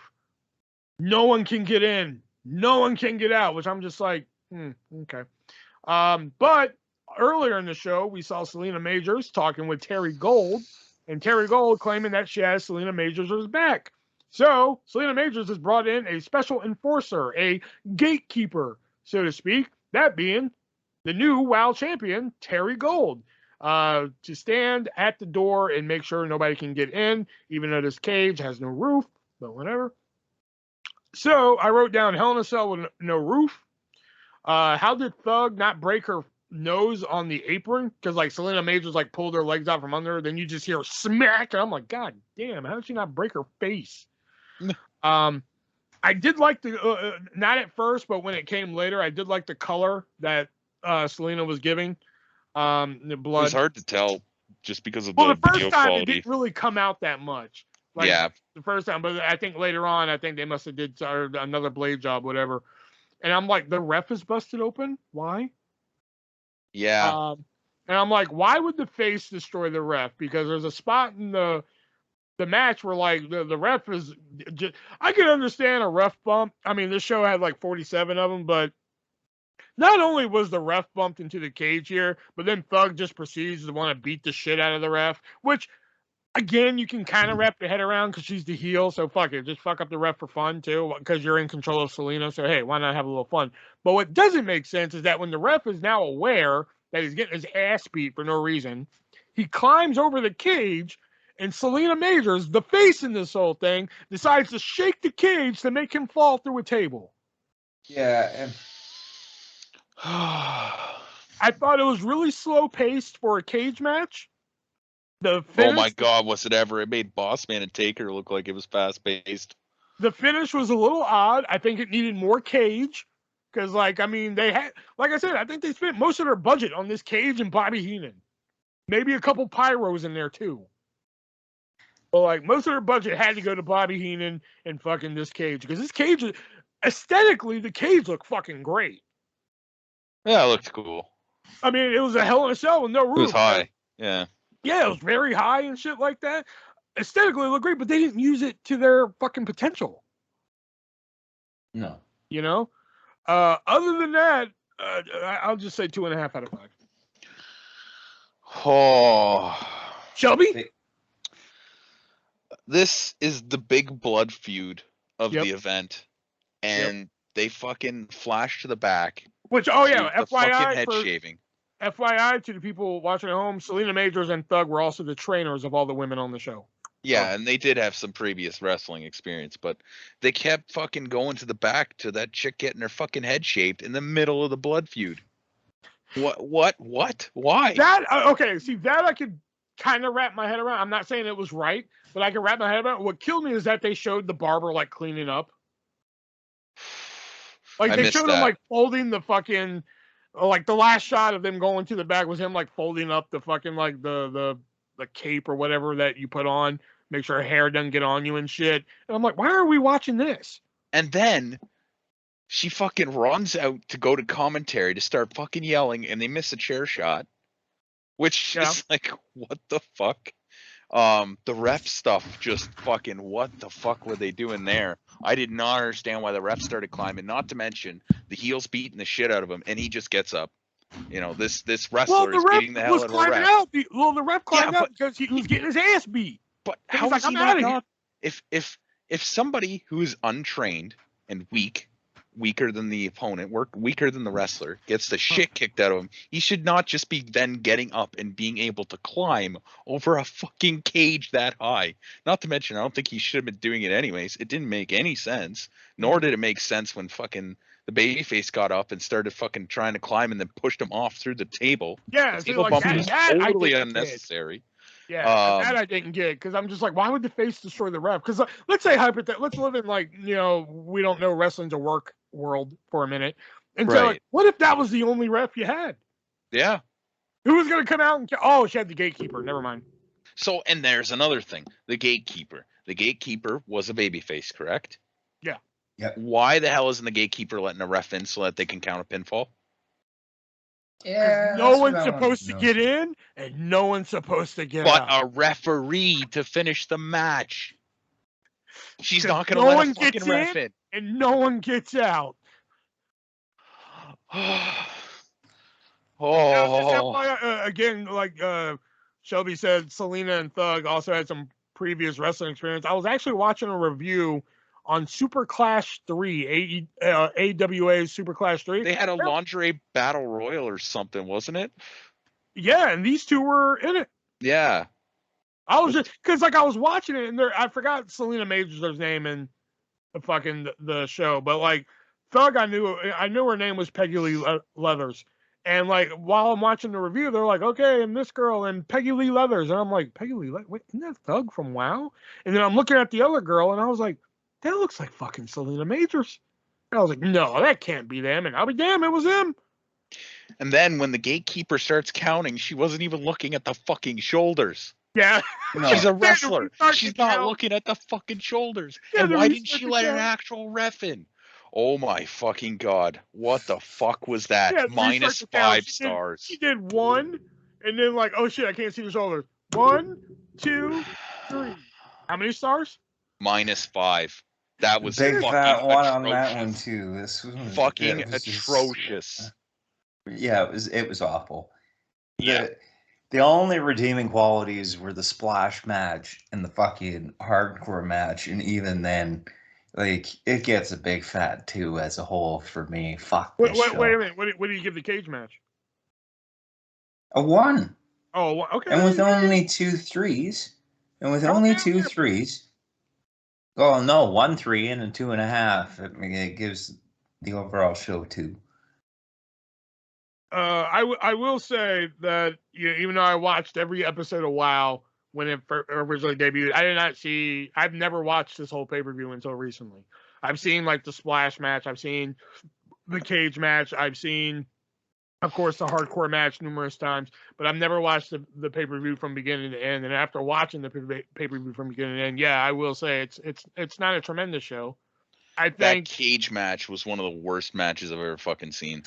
That was fucking. Was it really bad? Okay, listen. I'm not saying it was. Listen, it wasn't a great match. I'm probably being really generous with my 2.5, but in fact, I'm going to change it right now to 2. Fuck it, it's a 2. But like I've seen way worse matches than this. Fuck, man, it's hard to think of one off the top of the head. Trish Stratus and Bubba Dudley versus Chris Nowinski and Jackie Gata. That is a very bad match. But I don't know if that's worse than this. I don't know, dude. At least everybody sold. Did they? The ref didn't. Yeah. Well, the ref just got right back up. Fuck. Like I said, I can understand like Thug beating the shit out of the ref just for shiggles. Okay, like, but But like, I didn't understand Selena Majors fucking attacking the ref. No, and like the ref's leaving. Let me drop his ass to a table. I can understand the heel attacking the ref a little bit, but even a heel has to realize that the ref has to be alive for them to make the pinfall. She just beat the absolute shit out of him. But he just got back up. He just got back up. She got picking him up and beating the shit out of him and everything. Yeah, and he got back up and climbed the cage. What the fuck? Not to mention that, but I mean, I know he wasn't entirely walking on the way out, but he was still standing after falling through a fucking table from like 10 feet up. Plus he was busted open too. And he was busted open. Why does a ref need to bleed? I don't get it. I really don't fucking get it. God, I was kind of looking forward to this match, and I saved it for tonight because these were the only two people that were actually wrestlers before this, and I was like, all right, they're gonna make something out of this, and I watched that, and I just, what the fuck? So I gave this whole event 1 out of 10 because of that match. And Nick gave it a 2 out of 10. Yeah. For just like having to hear the reactions of Nick and Shelby watch this show, and this show gets a fucking 10 out of 10. But like wrestling wise and shit like that, there's still some matches. There's still at least one match I go back and watch every now and then when I get bored, and that was Riot and Heather Steele.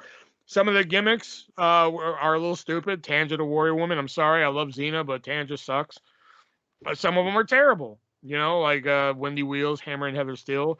I think Lana Starr was a great character. A lot of great characters in here that they could have worked with if they had more shows, if they had a second season and shit. Maybe the second pay-per-view would have been better. Maybe Spring Vengeance would have been better. So I think like on a wrestling wise, I'm going to go right in the middle. I'm going to give it a 5 out of 10. Did you notice how dead the crowd was for that cage match too, even from the beginning? Dude, they were wore out from Riot and Wendy Wheels, man. That was like 5 matches earlier. Exactly. They were up for the fucking hair match. They were wore out from that fucking long ass Boom. Fuck. Oh my. God. I was wore out from the fucking get go. Oh my god! This like I said, from like just. It took me 5 hours to watch it. 3 hours. I don't doubt it. I watched it all in one sitting. Yeah. But like I said, on a just the fact that hearing you two have to react to this, that's a fucking 10 out of 10. Fucking great show. Of course. All right, so that was our review of WoW Unleashed. If any of you guys listening out there, all 4 of you, have any suggestions for pay-per-views that you'd like to hear us review, classic ones, I think we're going to do a Shelby pick in the future. I don't know when, but we're going to do a Shelby pick. Let us know if you have any ideas for that. But now we're going to get into our new segment that we like to do. That is, before we do that, is there an ad you want to do? Yeah, fucker, I was going to set it up until you open your fucking mouth. All right. I thought Canadians were supposed to be polite. Sit down and shut up. But before we get to Impromptu Promo, we got to give a shout out to one of our sponsors, that sponsor being hardtofindtv.com, where you can head on over and find that classic TV show favorite, and they'll slap it on a DVD or a Blu-ray for you, or fuck, maybe if you're generous enough, maybe they'll slap it on VHS. Who knows? But head on over and use the checkout code ARTIST and save 15%. The only bad thing is that they only accept Amazon Pay, which I guess isn't really a bad thing, because if you've ever used Amazon Pay before, it's a nice, quick, and easy way to pay for your items. But if you go over there and use checkout code ARTIST, ARTIST, you will save 15% on your purchase, and you can get all the class. Well, not all of them, but you can get your favorite classic show until you're like, it's shit like Oliver Bean. Who remembers Oliver Bean? Anybody? All right, hell yeah. And you could probably get the whole WoW Women of Wrestling Season 1 on DVD if you really wanted to. Wonderful.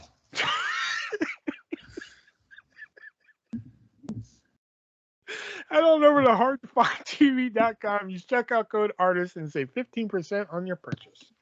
All right, so let's get into Impromptu Promo. For those of you who did not hear it last week, Impromptu Promo is something that we're going to do here, where I'm going to roll the dice. We're each going to do one. and we'll just see what happens. It's a promo, but you know, it might be good. They might be shit. Yeah, you know, because each person's gonna have to be somebody. That person might have a quirk, and they're gonna have to go against somebody, and that might have a quirk as well. So, any volunteers on who wants to go first? I'll go first. Shit! All right, here we go. So, okay, and again, there is a number one because I'm rolling 2 dice, so you can be brave and take number one, or I can roll the dice.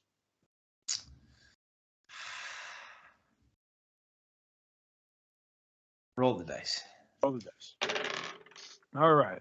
So we rolled a 5. So you're going to be an elderly Asian man. Oh, fuck. And again, we can roll the dice for your opponent, or you can take number one. I've rolled the dice again. Fuck.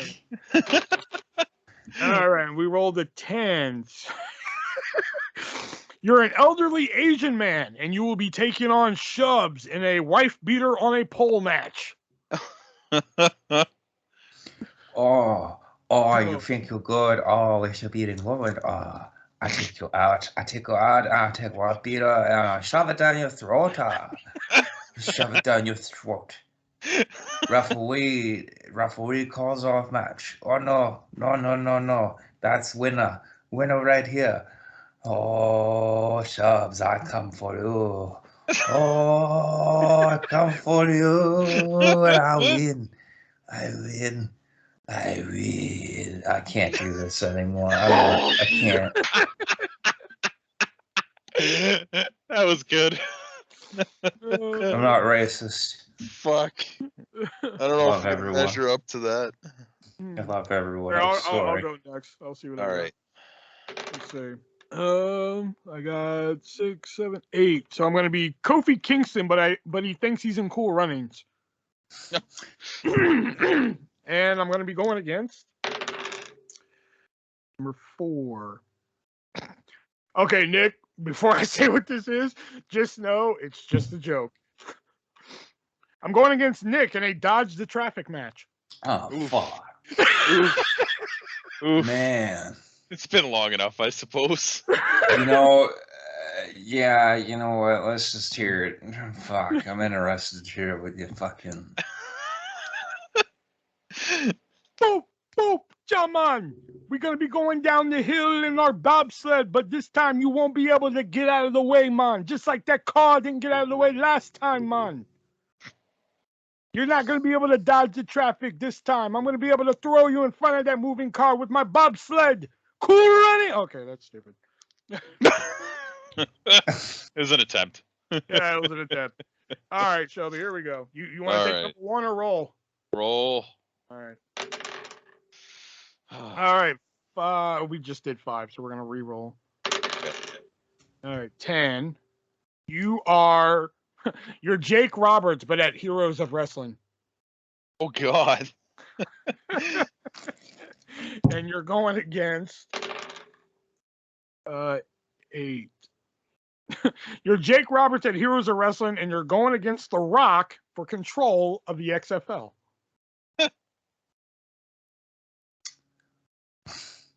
XFL. I don't know if I could do a fucking Jake Roberts impersonation, but hey Rocky, oh fuck. They're trying to be Jake Roberts or a robot. I don't think I can do this one. I don't know how. Fuck. All right, let's do another round then, because we got time to fill. Yeah. All right, fuck Nick, it. you're up. You want to take the 6 or do you want to take the 1? I'm gonna take the 1. Okay. You were gonna be CM Punk but drunk, but since you took number 1, you're gonna be Chris Benoit, but he's a preacher.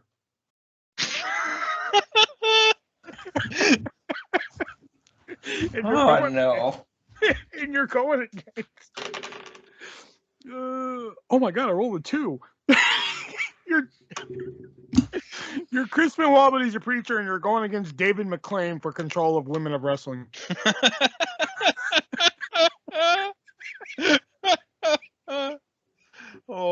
getting banned. Oh no.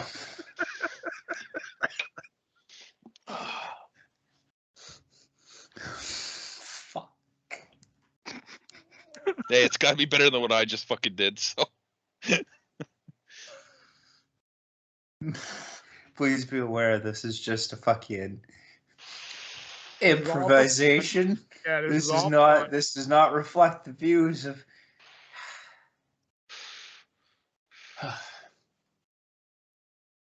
my brothers and sisters. God, he's going for it.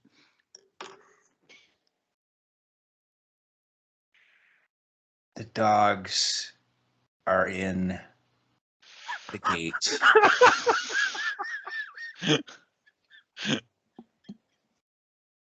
Chains have come down. Oh my God. The weights have been lifted. David McLean, step down and read that Bible, my son. Step down, just give me the control. Give me the control. Just give. It's just you. Please understand that what happens to you is. It's not a bad thing. It's not awful. You'll all be together, David. I can't do this anymore. I can't do this. The beginning of that sounded like the text that he sent to Chavo Guerrero. Yeah, that's why I started laughing when he said the dogs are in the gate. I was like, oh my God. I can't do it anymore. That was awful. I feel like really horrible at the moment. That was good. That was very bad. All right, let's see what I get here. 9. I'm big cast, but everything ends in a question. And I'm going against. Okay, we just did 8. That's 6. All right, I'm big cast, but everything ends in a question, and I'm going against the artist in a Chamber of Horrors match. All right. I have a question for you. I'm 7 foot tall, and you can't teach that? You listen here, artist. You're going to be in the Chamber of Horrors? I don't understand why you like that match so much, but I got nothing. Oh, let's see how I can fuck this. All right. Man, we keep getting 8 elderly Asian man. 8. We just did that one. All right, so we know 1 round is good enough for this game now. Yeah. Getting the same ones. Okay, you're Kane with a voice box. You got a 7. You're Kane with a voice box. And do you want to take the 1 or roll? Roll. Okay.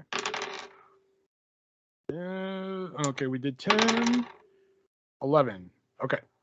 Okay, you're Kane with the voice box, and you're going against the Miz, where the loser has to be a Marine 6.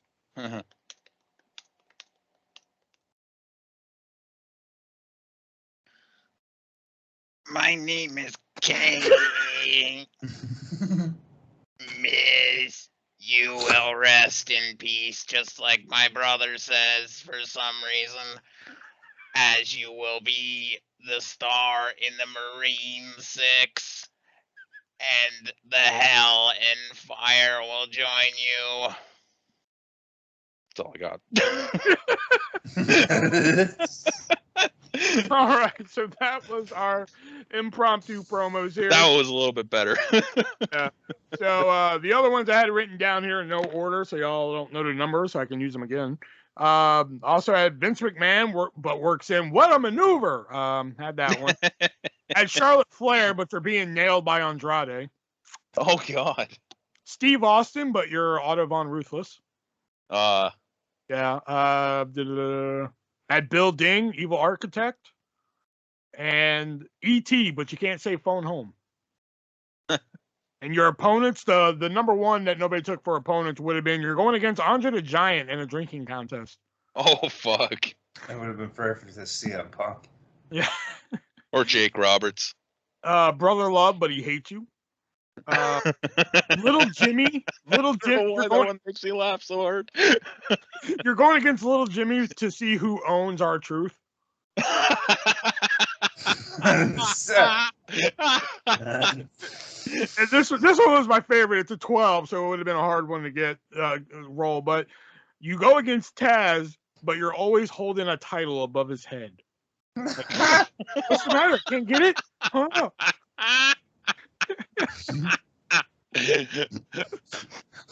So, yeah, that was Impromptu Promo. If you guys who are listening have any ideas like that, or Kane with a voice box or ET, whatever, leave them in the comments and maybe we'll use them. Yeah. All right, now we move on to our fact of the week. Nick, what do you got? Well, the fact of the week is kind of, it's not really, it's kind of different. So back in, when was that? Was it June of 2000? Yeah, June of 2010.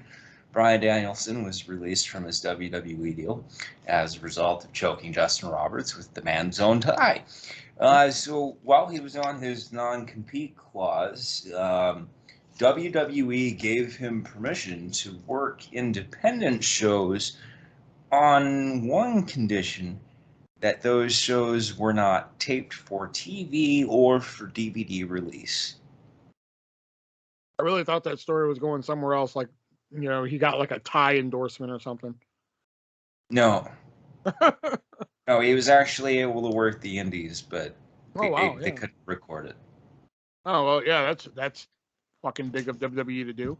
Yeah, well, I'm surprised I don't think they even technically released him.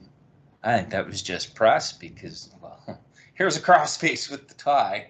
Uh-oh. I don't think it was a crossface. He choked him. Well, yeah. Yeah. All right, let's get into our questions. We don't have a lot here, which is why we did 2 rounds of Impromptu Promo, which we learned is 1 too many. Yeah. All right, but Jason wants to know, I think this is a question only for me because I don't even think you guys have seen this, but if you did a sequel to Freddy vs. Jason, how would you write it? Oh, I have seen. Yeah. Okay, I didn't know. I don't know how I'd write it though. I'm not really. I would probably use a nice fine felt tip pen. Yes. And, yes. great Actually, what's paper. What's the old ink and quail? Quail. Yeah, quail. Yeah. Calligraphy. Yeah. There you go. There we go. That's how I read it. I might write it in sign language. Oh.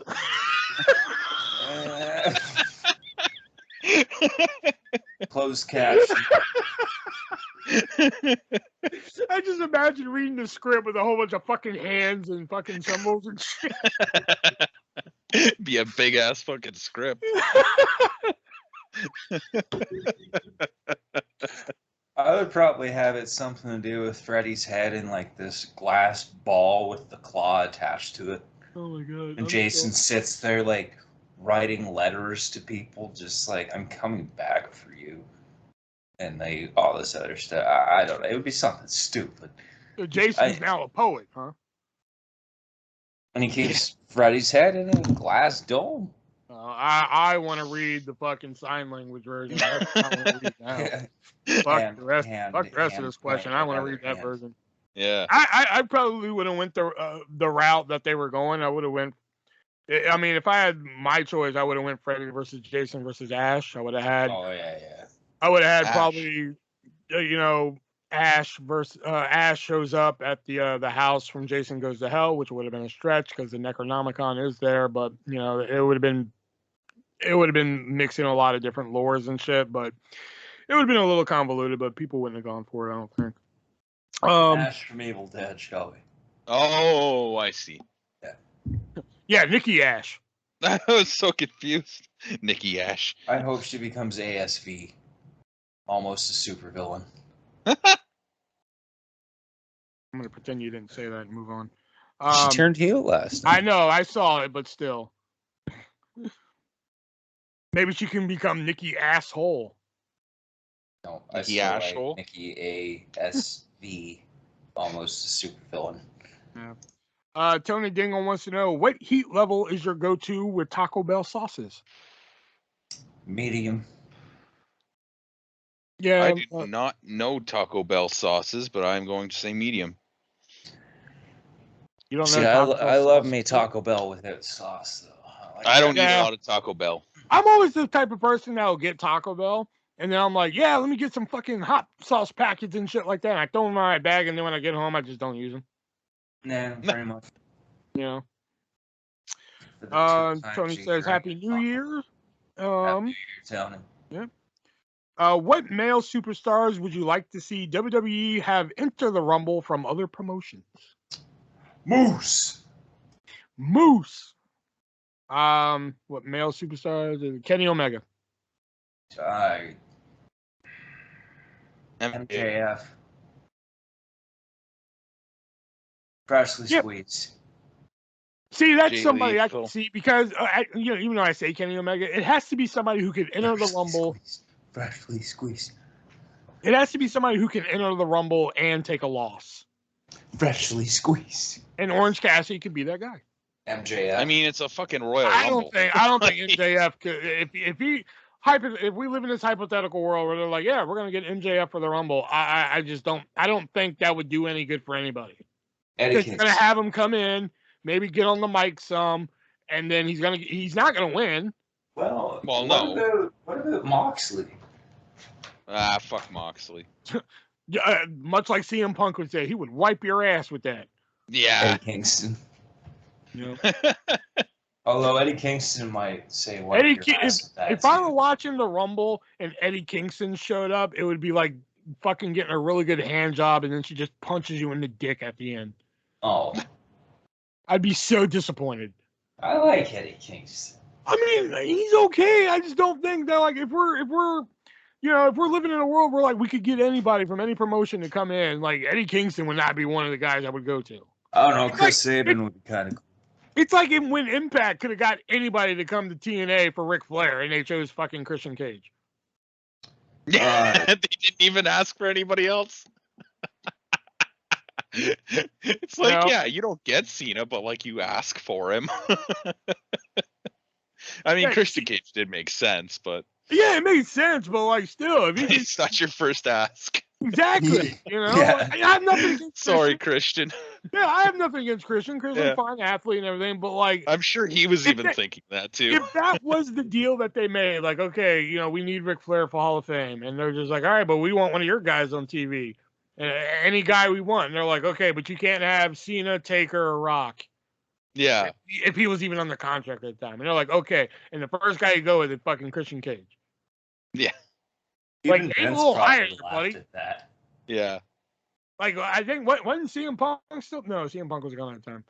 I mean, even Vince would have probably laughed at that. It's been like, I'm sorry, what? Why not ask for Vince? Think about that. I can have anybody. Oh my God! Could you imagine? There's no way. I can have anybody in WWE that isn't Rock, Cena, or Undertaker. Yeah, I choose Vince. Could you imagine? Vince comes in and announces the Impact Hall of Fame. How great would that be? Oh no. That would just be fires the whole audience.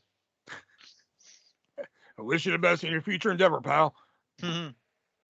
All right. And have you ever tried Rock's energy drink? Or this was edited. It did say tequila earlier. I was gonna say I thought he had a tequila. Yeah. I haven't tried either though. And no, I tried the energy drink and I wasn't impressed. My brother tried the tequila. He said it was okay. Nothing special. I'll bet it's expensive though. Probably. I think he said it was like $60 or something. Jesus. Well, for like a 2.6? I think it was a 40. You wacky Canadians in the fucking metric system. That has nothing to do with the metric system. Okay, here, hold on. How big is your milk in your refrigerator? 2 liters. Okay. How big is a beer at a bar? A pint. Yeah, it's a pint, yeah. How tall are you? 6 feet 2. 5'8". I rest my case. Yeah.